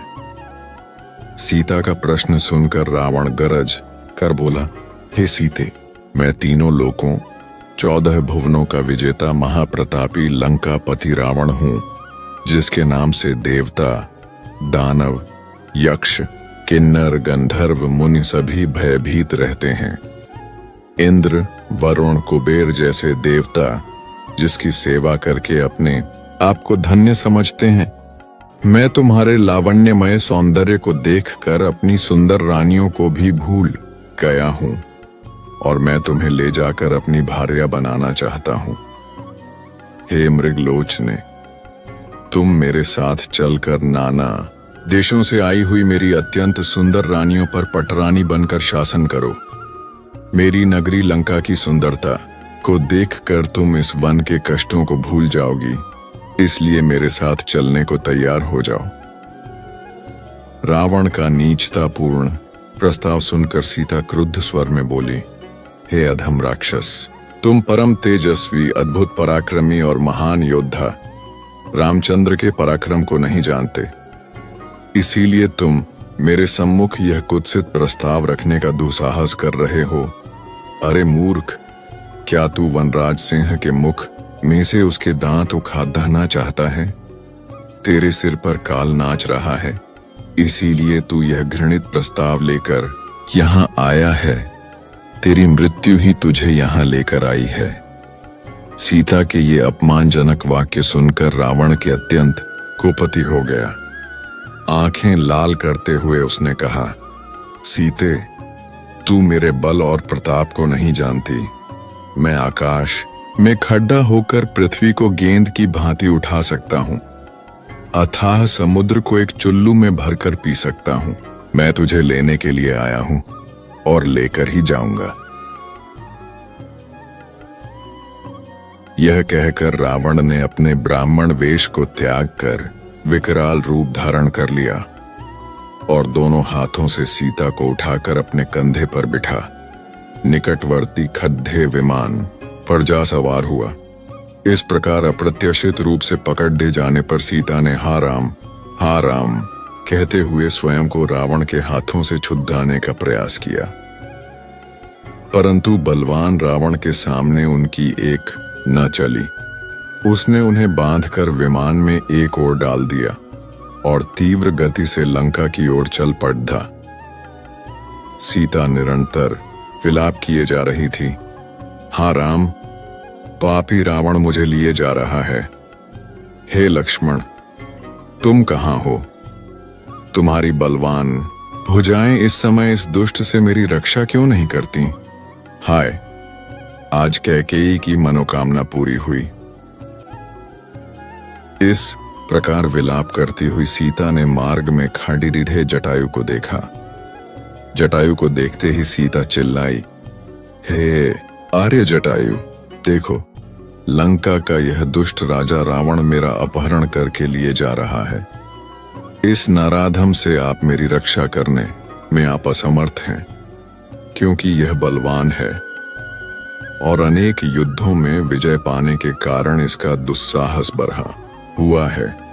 आप रावण द्वारा मेरे हर लिए जाने का यह वृत्तांत मेरे पति से तो अवश्य ही कह देना। जटायु वध सीता की करुण पुकार सुनकर जटायु ने उस ओर देखा तथा रावण को सीता सहित विमान में जाते देख बोले, अरे रावण, तू एक पर स्त्री का अपहरण करके ले जा रहा है। अरे लंकेश, ये महाप्रतापी श्री रामचंद्र जी की भार्या है। एक राजा होकर तू ऐसा निंदनीय कर्म कैसे कर रहा है? राजा का धर्म तो पर स्त्री की रक्षा करना है। तू काम के वशीभूत होकर अपना विवेक खो बैठा है। छोड़ दे राम की पत्नी को। हे रावण, मेरे समक्ष तू सीता को नहीं ले जा सकता। प्राण रहते तक मैं सीता की रक्षा करूंगा। ठहर, मैं अभी आता हूं तुझसे युद्ध करने। जटायु के इन कठोर अपमानजनक शब्दों को सुनकर रावण उसकी ओर झपटा जो सीता को मुक्त कराने के लिए विमान की ओर तेजी से बढ़ रहा था। विशालाकार दो पर्वतों की भांति वे एक दूसरे से टकराए। क्रुद्ध जटायु ने अपने पराक्रम से 2 बार रावण के धनुष को तोड़ डाला, उसके रथ को तहस नहस कर डाला और रावण के सारथी का वध कर डाला। उन्होंने मार मार कर रावण को घायल कर दिया। घायल होने के बाद भी रावण वृद्ध और दुर्बल जटायु से अधिक शक्तिशाली था। अवसर पाकर उसने जटायु की दोनों भुजाएं काट दी। पीड़ा से व्याकुल होकर मूर्छित हो वह पृथ्वी पर गिर पड़ा। जटायु को भूमि पर गिरते देख जानकी हाँ राम, हाँ लक्ष्मण कहकर विलाप करने लगी। रावण ने सीता को उसके केश पकड़ डियच कर उठा लिया और आकाश मार्ग से लंका की ओर उड़ने लगा। उस समय उन्नत भाल वाली, सुंदर कृष्ण केशों वाली, गौरवर्णा, मृग नयनी जानकी का सुंदर मुख रावण की गोद में पड़ा ऐसा प्रतीत हो रहा था जैसे पूर्णमासी का चंद्रमा नीले बादलों को चीरकर चमक रहा हो। सीता का क्रंदन सुनकर वन के सिंह, बाघ, मृग आदि रावण से कुपित होकर उसके विमान के नीचे उसके पीछे पीछे दौड़ने लगे। पर्वतों से गिरते हुए जलप्रपात ऐसे प्रतीत हो रहे थे मानो वे भी सीता के दुख से दुखी होकर करुण क्रंदन करते हुए अश्रु बहा रहे हों। श्वेत बादल से आच्छादित सूर्य भी ऐसा प्रतीत हो रहा था जैसे अपनी कुलवधू की दुर्दशा देखकर उसका मुख श्रीहीन हो गया हो। सब सीता के दुख से दुखी हो रहे थे। दुष्ट रावण से मुक्ति का कोई उपाय न देखकर सीता दीनता पूर्वक परमात्मा से प्रार्थना करने लगी। हे परमपिता परमात्मा, हे प्रभु, मेरी रक्षा करो, रक्षा करो। हे सर्वशक्तिमान, इस समय मेरी रक्षा करने वाला तुम्हारे अतिरिक्त और कोई नहीं है। हे दयामय, मेरे सतीत्व की रक्षा करने वाले केवल तुम ही हो। मार्ग में सीता ने नीचे एक पर्वत पर 5 वानरों को बैठे देखा। उनको देखकर सीता ने यह सोचकर कि शायद ये राम को मेरा समाचार बता सकें, अपने सुनहरे रंग की रेशमी चादर में वस्त्र आभूषण बांधकर उसे उन वानरों के बीच गिरा दिया। तीव्र गति से उड्डने में व्यस्त रावण को सीता के इस कार्य का बोध नहीं हो पाया। वनों, पर्वतों और सागर को पार करता हुआ रावण सीता सहित लंकापुरी में पहुंचा। वहां उसने सीता को मय दानव द्वारा निर्मित सुंदर महल में रखा और क्रूर राक्षसियों को बुलाकर आज्ञा दी, मेरी आज्ञा के बिना कोई भी इस स्त्री से मिलने न पावे। यह जो भी वस्त्र, आभूषण, खाद्य पदार्थ मांगे वह तत्काल इसे दिया जाए। इसे किसी भी प्रकार का कष्ट नहीं होना चाहिए और न कोई इसका तिरस्कार करे। अवज्ञा करने वालों को दंड मिलेगा। इस प्रकार राक्षसनियों को आदेश देकर अपने महल में पहुंचा। वहां उसने अपने 8 शूरवीर सेनापतियों को बुलाकर आज्ञा दी, तुम लोग जाकर दंडक वन में रहो। हमारे जनस्थान को राम लक्ष्मण नामक 2 तपस्वियों ने उजाड़दाश दिया है। तुम वहां रहकर उनकी गतिविधियों पर दृष्टि रखो और उनकी सूचना मुझे यथाशीघ्र देते रहो।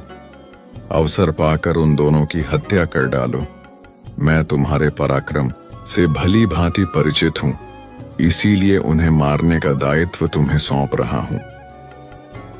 उन्हें इस प्रकार आदेश देकर वह कामी राक्षस वासना से पीड़ित होकर सीता से मिलने के लिए चल पड़ा। रावण सीता संवाद। दुख से कातर और राम के वियोग में अश्रु बहाती हुई सीता के पास जाकर रावण बोला, शोभने, अब उस राज्य से च्युत दीन तपस्वी राम के लिए अश्रु बहाना व्यर्थ है। राम में इतनी शक्ति कहां है कि यहां तक आने का मनोरथ भी कर सके। तू उसे विस्मृत कर दे। विशाल लोचने, तू मुझे पति के रूप में अंगीकार ले। समुद्र से घिरे 100 योजन विस्तार वाले अपने इस राज्य को मैं तुझे अर्पित कर दूंगा। मैं जो तीनों लोकों का स्वामी हूं, तेरे चरणों का दास बनकर रहूंगा। मेरी समस्त सुंदर रानियां तेरी दासी बनकर रहेंगी। समस्त देव, दानव, नर, किन्नर जो मेरे दास हैं, तेरे दास बनकर रहेंगे। तेरे पहले के दुष्कर्म तुझे वनवास का कष्ट देकर समाप्त हो चुके हैं और अब तेरा पुण्य कर्म ही शेष रह गया है। अब मेरे साथ यहाँ रहकर समस्त प्रकार के पुष्पहार, दिव्य गंध और श्रेष्ठ आभूषण आदि का सेवन कर।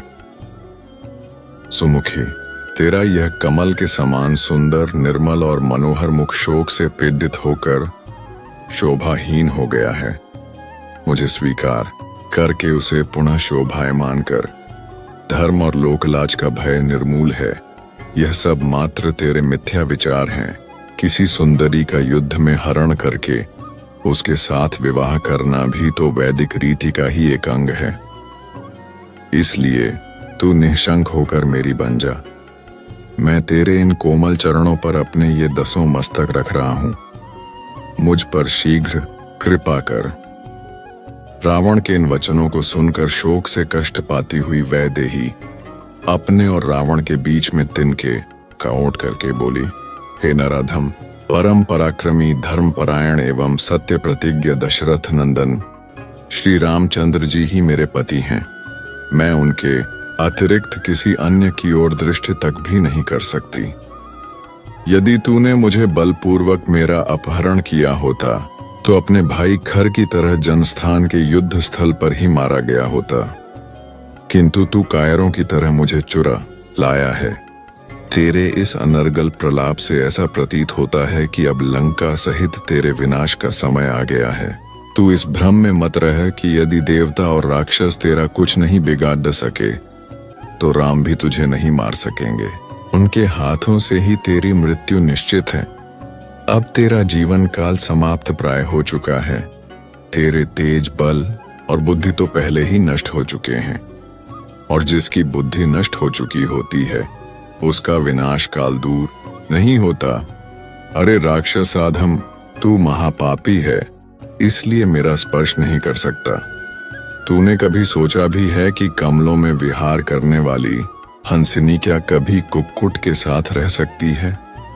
तू मेरे इस संझा शून्य जड्ड शरीर को बांध कर रख ले या काट डाल, पर मैं कलंक देने वाला कोई भी निंदनीय कार्य नहीं कर सकती। सीता के कठोर एवं अपमानजनक वाक्य सुनकर रावण कुपित होकर बोला, हे मनोहर हास्य वाली भामिनी, मैं तुझे 12 माह का समय देता हूँ। यदि 1 वर्ष के अंदर तू स्वेच्छापूर्वक मेरे पास नहीं आई तो मैं तेरे टुकड़े कर दूंगा। फिर वह राक्षसनियों से बोला, तुम इसे यहां से अशोक वाटिका में ले जाकर रखो, और जितना भय और कष्ट दे सकती हो तो। लंकापति रावण की आज्ञा पाकर राक्षसनियां सीता को अशोक वाटिका में ले गईं। अशोक वाटिका एक रमणीय स्थल था, किंतु पति वियोग और निशाचरी दुर्व्यवहार के कारण सीता वहां अत्यंत दुखी थीं। सीता का अशोक वाटिका में प्रवेश जानकर पितामह ब्रह्मा देवराज इंद्र के पास आए और बोले, सदा सुख में पली हुई पतिव्रता महाभागा सीता पति के चरणों के दर्शन से वंचित होने के कारण दुख और चिंताओं से संतप्त हो गई हैं और प्राण यात्रा भोजन नहीं कर रही हैं। ऐसी दशा में निसंदेह वे अपना प्राण त्याग कर देंगी। अतः तुम शीघ्र लंकापुरी में प्रवेश करके उन्हें उत्तम हविष्य प्रदान करो। ब्रह्मा जी के आज्ञानुसार इंद्र तत्काल लंकापुरी पहुंचे। उन्होंने निद्रा देवी की सहायता से समस्त राक्षसों को मोहित कर दिया।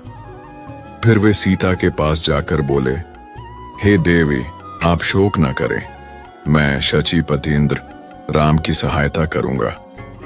मेरे प्रसाद से वे विशाल सेना लेकर समुद्र पार करके यहाँ आएंगे। अतः तुम इस हविष्य को स्वीकार करो। इसे खा लेने पर तुम्हें हजारों वर्षों तक भूख और प्यास संतप्त नहीं कर पाएंगे। शंकित सीता ने उनसे कहा, मुझे कैसे विश्वास हो कि आप देवराज इंद्र ही हैं? इस पर देवराज इंद्र ने समस्त देवोचित लक्षणों का प्रदर्शन करके सीता की शंका का निवारण कर दिया।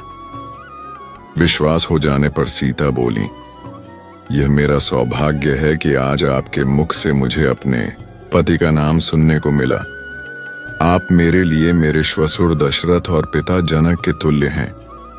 मैं आपके हाथों से इस पायसरूप हविष्य दूध से बनी हुई खीर को स्वीकार करती हूँ। यह रघुकुल की वृद्धि करने वाला हो।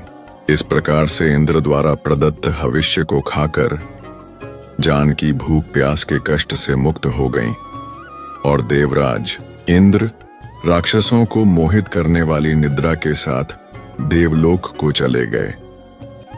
राम की वापसी और विलाप मारीच का वध करके राम आश्रम की ओर लौट रहे थे तो पीछे से एक मादा सियार ने बड्ढे कठोर स्वर में चीत्कार किया। वन के मृग एवं पक्षी उनके बाईं ओर चलने और उड्डरने लगे। इन अपशकुनों को देखकर राम का हृदय आशंकित हो उठा। उन्हें सीता के अशुभ की चिंता संतप्त करने लगी। इतने में ही उन्होंने मार्ग में लक्ष्मण को आते देखा। लक्ष्मण को देखकर उन्हें ऐसा प्रतीत हुआ कि किसी राक्षसी षड्यंत्र के फलस्वरूप सीता किसी कठिनाई में फंस गई है। चिंतित होकर उन्होंने लक्ष्मण से पूछा, लक्ष्मण सीता कहाँ है? मैंने तुम्हें आदेश दिया था कि तुम सीता की रक्षा करना, तो तुम उसे अकेली कैसे छोड़ दिया जाए? वह किसी विपत्ति में तो नहीं फंस गई? वह जीवित होगी कि नहीं? शीघ्र बताओ उसे क्या हुआ है। यदि वह जीवित नहीं होगी तो मैं भी अपने प्राण त्याग दूंगा। कहीं ऐसा तो नहीं है कि उस मायावी राक्षस ने हाँ लक्ष्मण कहकर तुम्हें भी भ्रम में डाल दिया है और तुम सीता को अकेली छोड़ देकर यहाँ दौड़ आए हो? अथवा सीता ने ही भ्रमित होकर तुम्हें यहाँ आने को विवश किया हो? ऐसा प्रतीत होता है कि राक्षसों ने अपने प्रतिशोध लेने के लिए यह चाल चली है और तुम इसमें फंस गए हो। खर और दूषण की मृत्यु का बदला लेने के लिए उन्होंने सीता का वध कर डाला होगा। राम के इन वचनों से व्यथित लक्ष्मण बोले, भैया, मैं उन्हें स्वयं अपनी इच्छा से छोड़ डाच कर नहीं आया हूं। मैंने उन्हें अनेक प्रकार से समझाया, किंतु वे चेतना मोह से ग्रसित होकर मुझसे कहने लगी कि तुम्हारे मन में पापपूर्ण भाव भरा हुआ है, तुम अपने भाई के दुश्मन हो और उनकी मृत्यु के पश्चात मुझे प्राप्त करना चाहते हो। उनके इस प्रकार से कहने पर मैं रोष से भर उठा और आश्रम से निकल आया। इस प्रकार से उन्होंने ही कठोर वचन कह कहकर मुझे यहाँ आने के लिए विवश कर दिया। लक्ष्मण के वचनों को सुनकर राम ने कहा, सौम्य, तुम सीता को छोड़कर चले आए, ये तुमने अच्छा नहीं किया। सीता तो क्रोध में विक्षिप्त हो रही थी और क्रोध में भरी हुई नारी के मुख से कठोर वचन निकलना आश्चर्य की बात नहीं है, किंतु तुम तो समझदार हो। मेरे आदेश की अवहेलना कर तुम्हारा इस प्रकार से चले आना अनुचित है। चिंतित राम और लक्ष्मण जब अपने आश्रम पहुंचे तो उन्हें सीता कहीं दिखाई नहीं दी। उन्होंने समस्त पर्णशालाओं को देख डाला, किंतु वे सभी सूनी मिली। जैसे हेमंत रथु के हिम से ध्वस्त होकर कमलिनी श्रीहीन हो जाती है, उसी प्रकार से पर्णशालाएं शोभा शून्य थीं। आश्रम के वृक्ष और पत्ते भी वायु में सनसनाकर दुख से रो रहे प्रतीत होते थे। मृगछाला और कुछ इधर उधर बिखरे पड्ढे थे, आसन औंधे पड्ढे थे। वृक्षों के फूल पत्ते तथा कहीं कहीं टहनियां टूटी या अध टूटी पड्डी थीं। आश्रम का अस्त व्यस्त दृश्य देखकर राम विचार करने लगे, सीता का किसी ने हरण कर लिया अथवा किसी दुष्ट राक्षस ने उसे अपना आहार बना लिया। कहीं वह फूल चुनने तो नहीं गई या जल लाने नदी पर तो नहीं चली गई। जब सब ओर खोजने पर भी उन्हें सीता कहीं दिखाई न दी तो शोक के कारण उनकी आंखें लाल हो गईं। नदी नालों पर्वत कंदराओं में जा जाकर वे उन्मत्त की भांति आवाज दे देकर सीता की खोज करने लगे। अंत में उनकी उन्मत्तता इतनी बढ़ गई कि वे कभी कदम्ब के वृक्ष के पास जाकर कहते, हे कदम्ब, मेरी सीता को तेरे पुष्पों से बहुत स्नेह था, तू ही बता वह कहाँ है। कभी विल्व के पास जाकर उससे पूछते, हे विल्व विटप, क्या तुमने पीत वस्त्र धारिणी सीता को कहीं देखा है? इस प्रकार वे कभी किसी वृक्ष से, कभी किसी लता से और कभी पुष्प समूहों से सीता का पता पूछते। कभी अशोक वृक्ष के पास जाकर कहते, अरे अशोक विटप, तेरा तो नाम ही अशोक है, फिर तू सीता से मेरी भेंट करा कर मेरे शोक का हरण क्यों नहीं करता? फिर ताड्ढा के वृक्ष से कहते, तू तो सब वृक्षों से ऊंचा है, तू दूर दूर की वस्तुएं देख सकता है, देख कर बता क्या तुझे सीता कहीं दिखाई दे रही है? चुपचाप खड़ेद्धा न रह, यदि तू देखना चाहेगा तो तुझे वह अवश्य दिखाई देगी। इस प्रकार नाना प्रकार के वृक्षों से पूछ पूछ कर रामचंद्र विलाप करने लगे, हे प्राण वल्लभ, हे जानकी, तू कहाँ छिप गई? यदि तू वृक्षों की ओट में छिपकर हंसी कर रही है तो मैं तुझसे प्रार्थना करता हूं, तू प्रकट हो जा। देख, मैं तेरे बिना कितना व्याकुल हो रहा हूं। अब बहुत हंसी हो चुकी, मैं हार मानता हूं, मैं तुझे नहीं ढूंढ पा रहा हूं, या तू सचमुच मुझसे रूठ गई है? हाँ सीते बोल, जल्दी बोल, तू कहाँ है? इधर देख, तेरे साथ खेलने वाले मृग शावक भी तेरे वियोग में अश्रु बहा रहे हैं। सीते, तेरे बिना मैं जीवित नहीं रह सकता। मैं चाहता हूं अभी तेरे वियोग में अपने प्राण त्याग दूं, किंतु पिता की आज्ञा से विवश मुझे स्वर्ग में पाकर वे धिक करेंगे और कहेंगे, तू मेरी आज्ञा की अवहेलना करके 14 वर्ष की वनवास की अवधि पूरी किए बिना ही स्वर्ग में कैसे चला आया? हाँ, मैं कितना अभागा हूं जो तुम्हारे विरह में मर भी नहीं सकता। हाय जानकी, तुम ही बताओ, तुम्हारे बिना मैं क्या करूं? बड़े भाई को विलाप करते देख लक्ष्मण ने उन्हें धैर्य बंधाते हुए कहा, हे नरोत्तम, रोने और धैर्य खोने से कोई लाभ नहीं होगा। आइए आश्रम से बाहर चलकर वनों और गिरी कंदराओं में भाभी की खोज करें। उन्हें वनों तथा पर्वतों में भ्रमण करने का चाव था। संभव है वहीं कहीं भ्रमण कर रही हों। यह भी संभव है कि गोदावरी के तट पर बैठी मछलियों की झलकरीदा देख रही हों, या किसी भय की आशंका से भयभीत होकर किसी लता कूंज में बैठी हों। इसीलिए हमारे लिए यही उचित है कि हम विषाद और चिंता को छोड़ डच कर उनकी खोज करें। लक्ष्मण के युक्त युक्त वचन सुनकर राम उसके साथ वनों, लताओं, गिरी कंदराओं आदि में खोज करने के लिए चले। उन दोनों ने समस्त वन, पर्वत, कंदरा आदि में खोज डाला, किंतु सीता उन्हें कहीं नहीं मिली। अंत में राम निराश होकर बोले, सौमित्र, यहाँ तो कोई ऐसा स्थान शेष नहीं बचा जहां हमने जानकी की खोज न की हो, परंतु हमें सर्वत्र निराशा ही हाथ लगी। अब ऐसा प्रतीत होता है कि मेरी सीता मुझे कभी नहीं मिलेगी। मैं वनवास की अवधि बिताकर जब अयोध्या लौटूंगा और माता कौशल्या पूछेंगी कि सीता कहाँ है, तो मैं उन्हें क्या उत्तर दूंगा? मिथिलापति जनक को क्या मुंह दिखाऊंगा? वे जोर जोर से विलाप करने लगे, हे सीते, मैं तुम्हें कहाँ ढूंढूं? हे वनों के मृगों, क्या तुमने कहीं मृग नयनी सीता को देखा है? हे वनों की कोकिलों, क्या तुमने कहीं कोकिला कंठी जानकी को देखा है? कोई तो कुछ बताओ, क्या सभी मेरे लिए निर्मोही हो गए हो? कोई नहीं बोलता, कोई नहीं बताता, कोई भी मुझसे बात करना नहीं चाहता।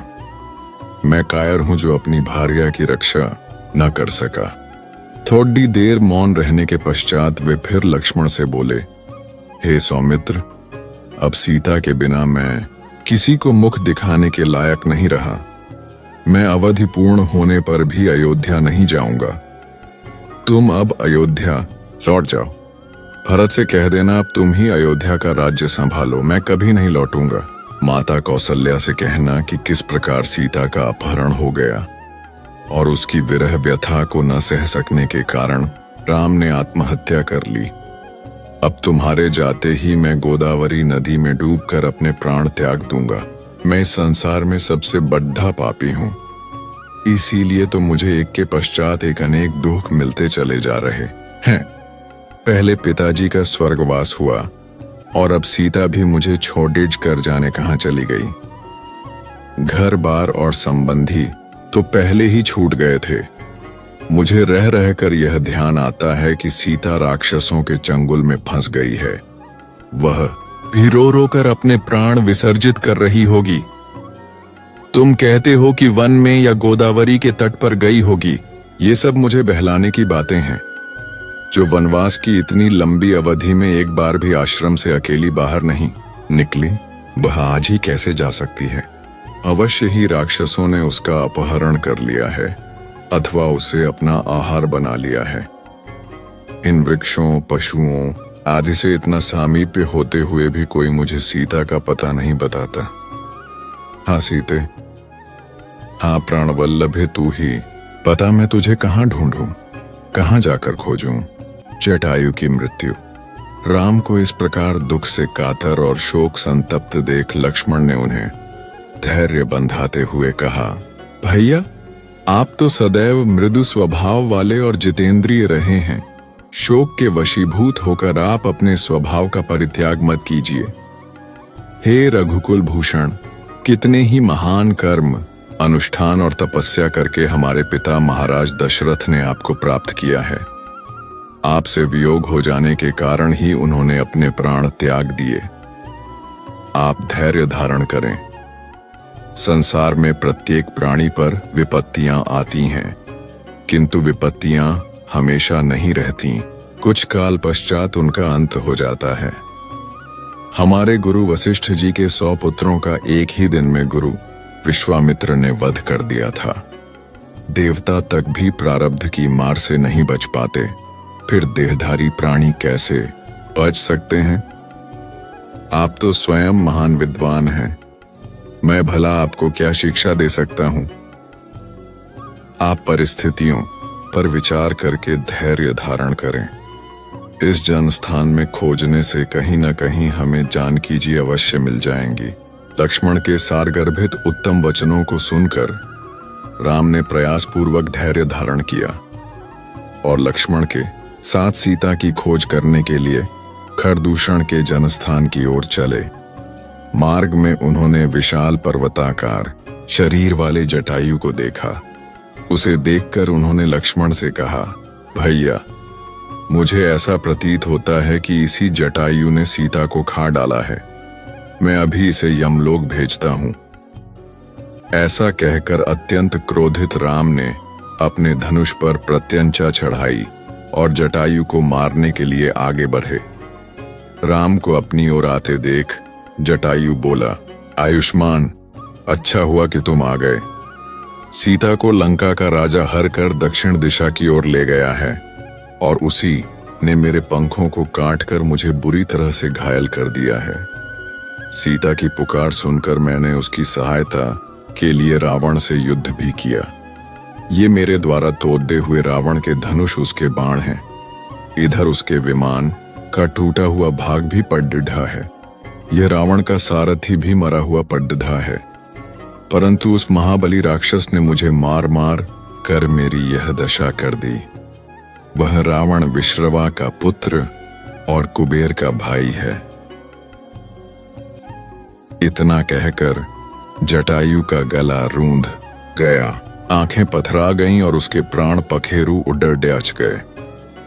जटायु के प्राणहीन रक्त रंजित शरीर को देखकर राम अत्यंत दुखी हुए और लक्ष्मण से बोले, भैया, मैं कितना अभागा हूं। राज्य छिन गया, घर से निर्वासित हुआ, पिता का स्वर्गवास हो गया, सीता का अपहरण हुआ और आज पिता के मित्र जटायु का भी मेरे कारण निधन हुआ। मेरे ही कारण इन्होंने अपने शरीर की बलि चढ़ा दी। इनकी मृत्यु का मुझे बड़ा दुख है। तुम जाकर लकड़ियां एकत्रित करो। ये मेरे पिता तुल्य थे, इसलिए मैं अपने हाथों से इनका दाह संस्कार करूंगा। राम की आज्ञा पाकर लक्ष्मण ने लकड़ियां एकत्रित की। दोनों ने मिलकर चिता का निर्माण किया। राम ने पत्थरों को रख दीच कर अग्नि निकाली। फिर द्विज जटायु के शरीर को चिता पर रखकर बोले, हे पूज्य गृद्धराज, जिस लोक में यज्ञ एवं अग्निहोत्र करने वाले, सम्रांगण में लड्डी अचकर प्राण देने वाले और धर्मात्मा व्यक्ति जाते हैं, उसी लोक को आप प्रस्थान करें। आपकी कीर्ति इस संसार में सदैव बनी रहेगी। यह कहकर उन्होंने चिता में अग्नि प्रज्वलित कर दी। थोड़ी ही देर में जटायु का नश्वर शरीर पंचभूतों में मिल गया। इसके पश्चात दोनों भाइयों ने गोदावरी के तट पर जाकर दिवंगत जटायु को जलांजलि दी। कबंध का वध इस प्रकार पक्षीराज जटायु के लिए जलांजलि दान करके वे दोनों रघुवंशी बंधु सीता की खोज में दक्षिण दिशा की ओर चले।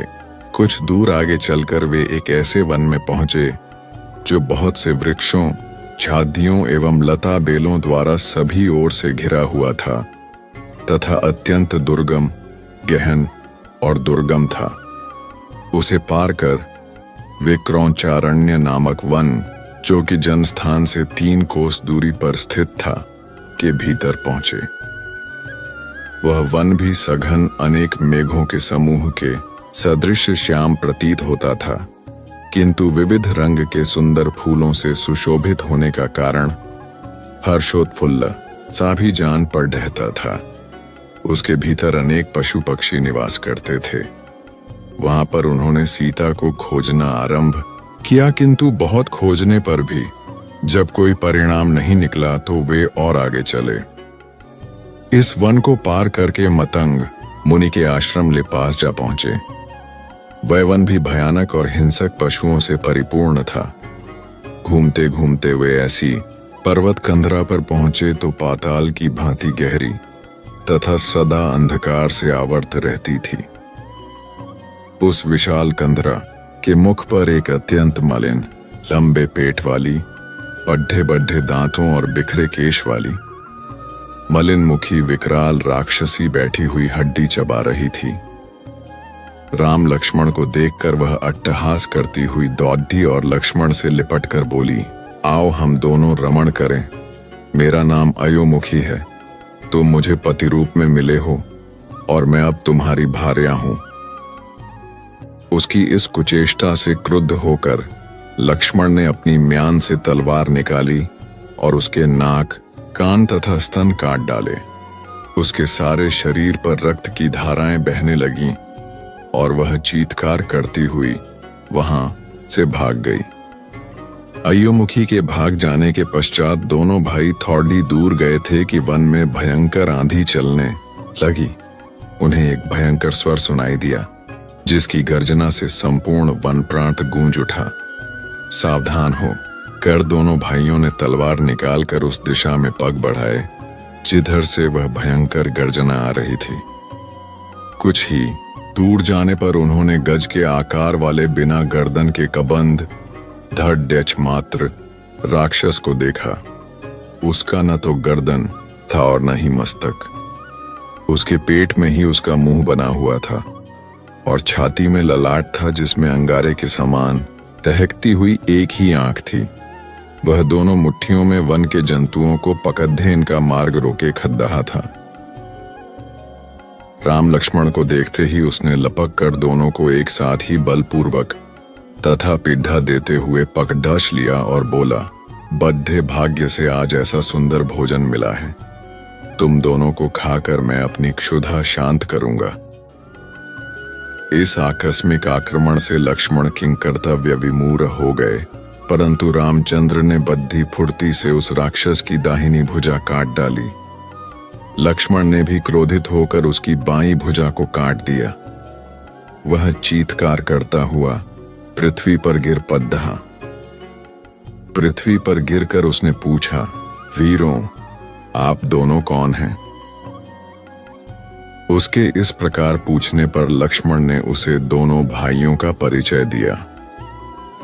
उनका परिचय सुनकर कबंध ने राम से कहा, महाबाहु राम, पूर्व काल में मैं अत्यंत पराक्रमी था, किंतु पराक्रमी होते हुए भी राक्षस रूप धारण कर ऋषियों को डराया करता था। एक बार क्रोधित होकर स्थूलशिरा नामक महर्षि ने मुझे राक्षस हो जाने का शाप दे दिया। शाप मुक्ति के लिए मेरे द्वारा प्रार्थना करने पर उन्होंने बताया कि जब राम तुम्हारी भुजाओं को काट देगा तो तुम्हारी मुक्ति हो जाएगी।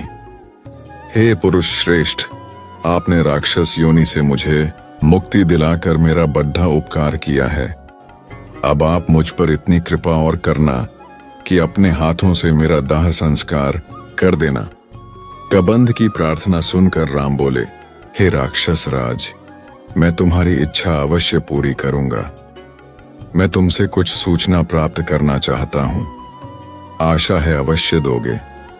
दंडक वन से मेरी अनुपस्थिति में लंकापति रावण मेरी पत्नी का अपहरण करके ले गया है। मैं उसके बल, पराक्रम, स्थान आदि के विषय में तुमसे पूरी जानकारी चाहता हूं। यदि जानते हो तो बताओ। राम का प्रश्न सुनकर कबंध बोला, हे रघुनंदन, रावण बद्धा बलवान और शक्तिशाली नरेश है। उससे देव दानव सभी भयभीत रहते हैं। उस पर विजय प्राप्त करने के लिए आपको नीति का सहारा लेना होगा। आप यहां से पंपा सरोवर चले जाइए।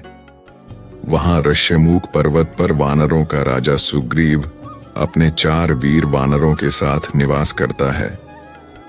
वह अत्यंत वीर, पराक्रमी, तेजस्वी, बुद्धिमान, धीर और नीति निपुण है। उसके पास एक विशाल पराक्रमी सेना भी है, जिसकी सहायता से आप रावण पर विजय प्राप्त कर सकते हैं। उसके ज्येष्ठ भ्राता बाली ने उसके राज्य और उसकी पत्नी का अपहरण कर लिया है। यदि आप उसे मित्र बना सकें तो आपका कार्य सिद्ध हो जाएगा। वह राक्षसों के सब स्थानों को जानता और उनकी मायावी चालों को भी समझता है।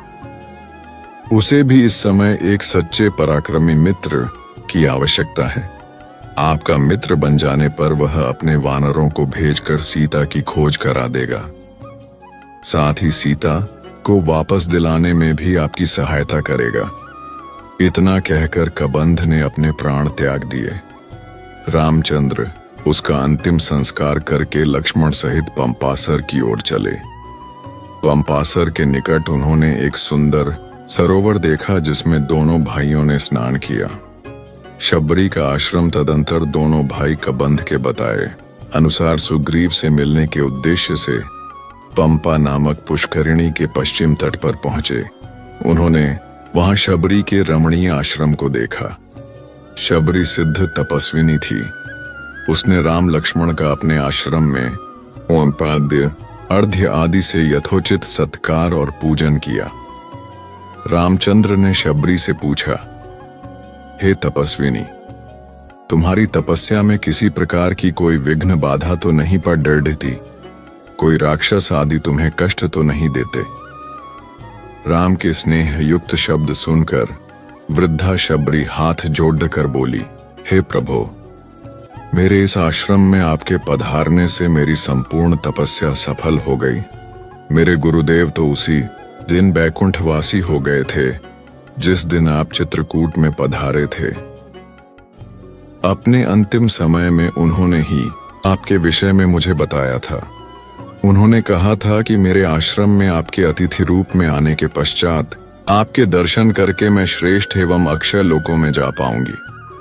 हे पुरुष सिंह, मैंने आपके लिए पंपा तट पर उत्पन्न होने वाले नाना प्रकार के मीठे और स्वादिष्ट फलों का संचय किया है।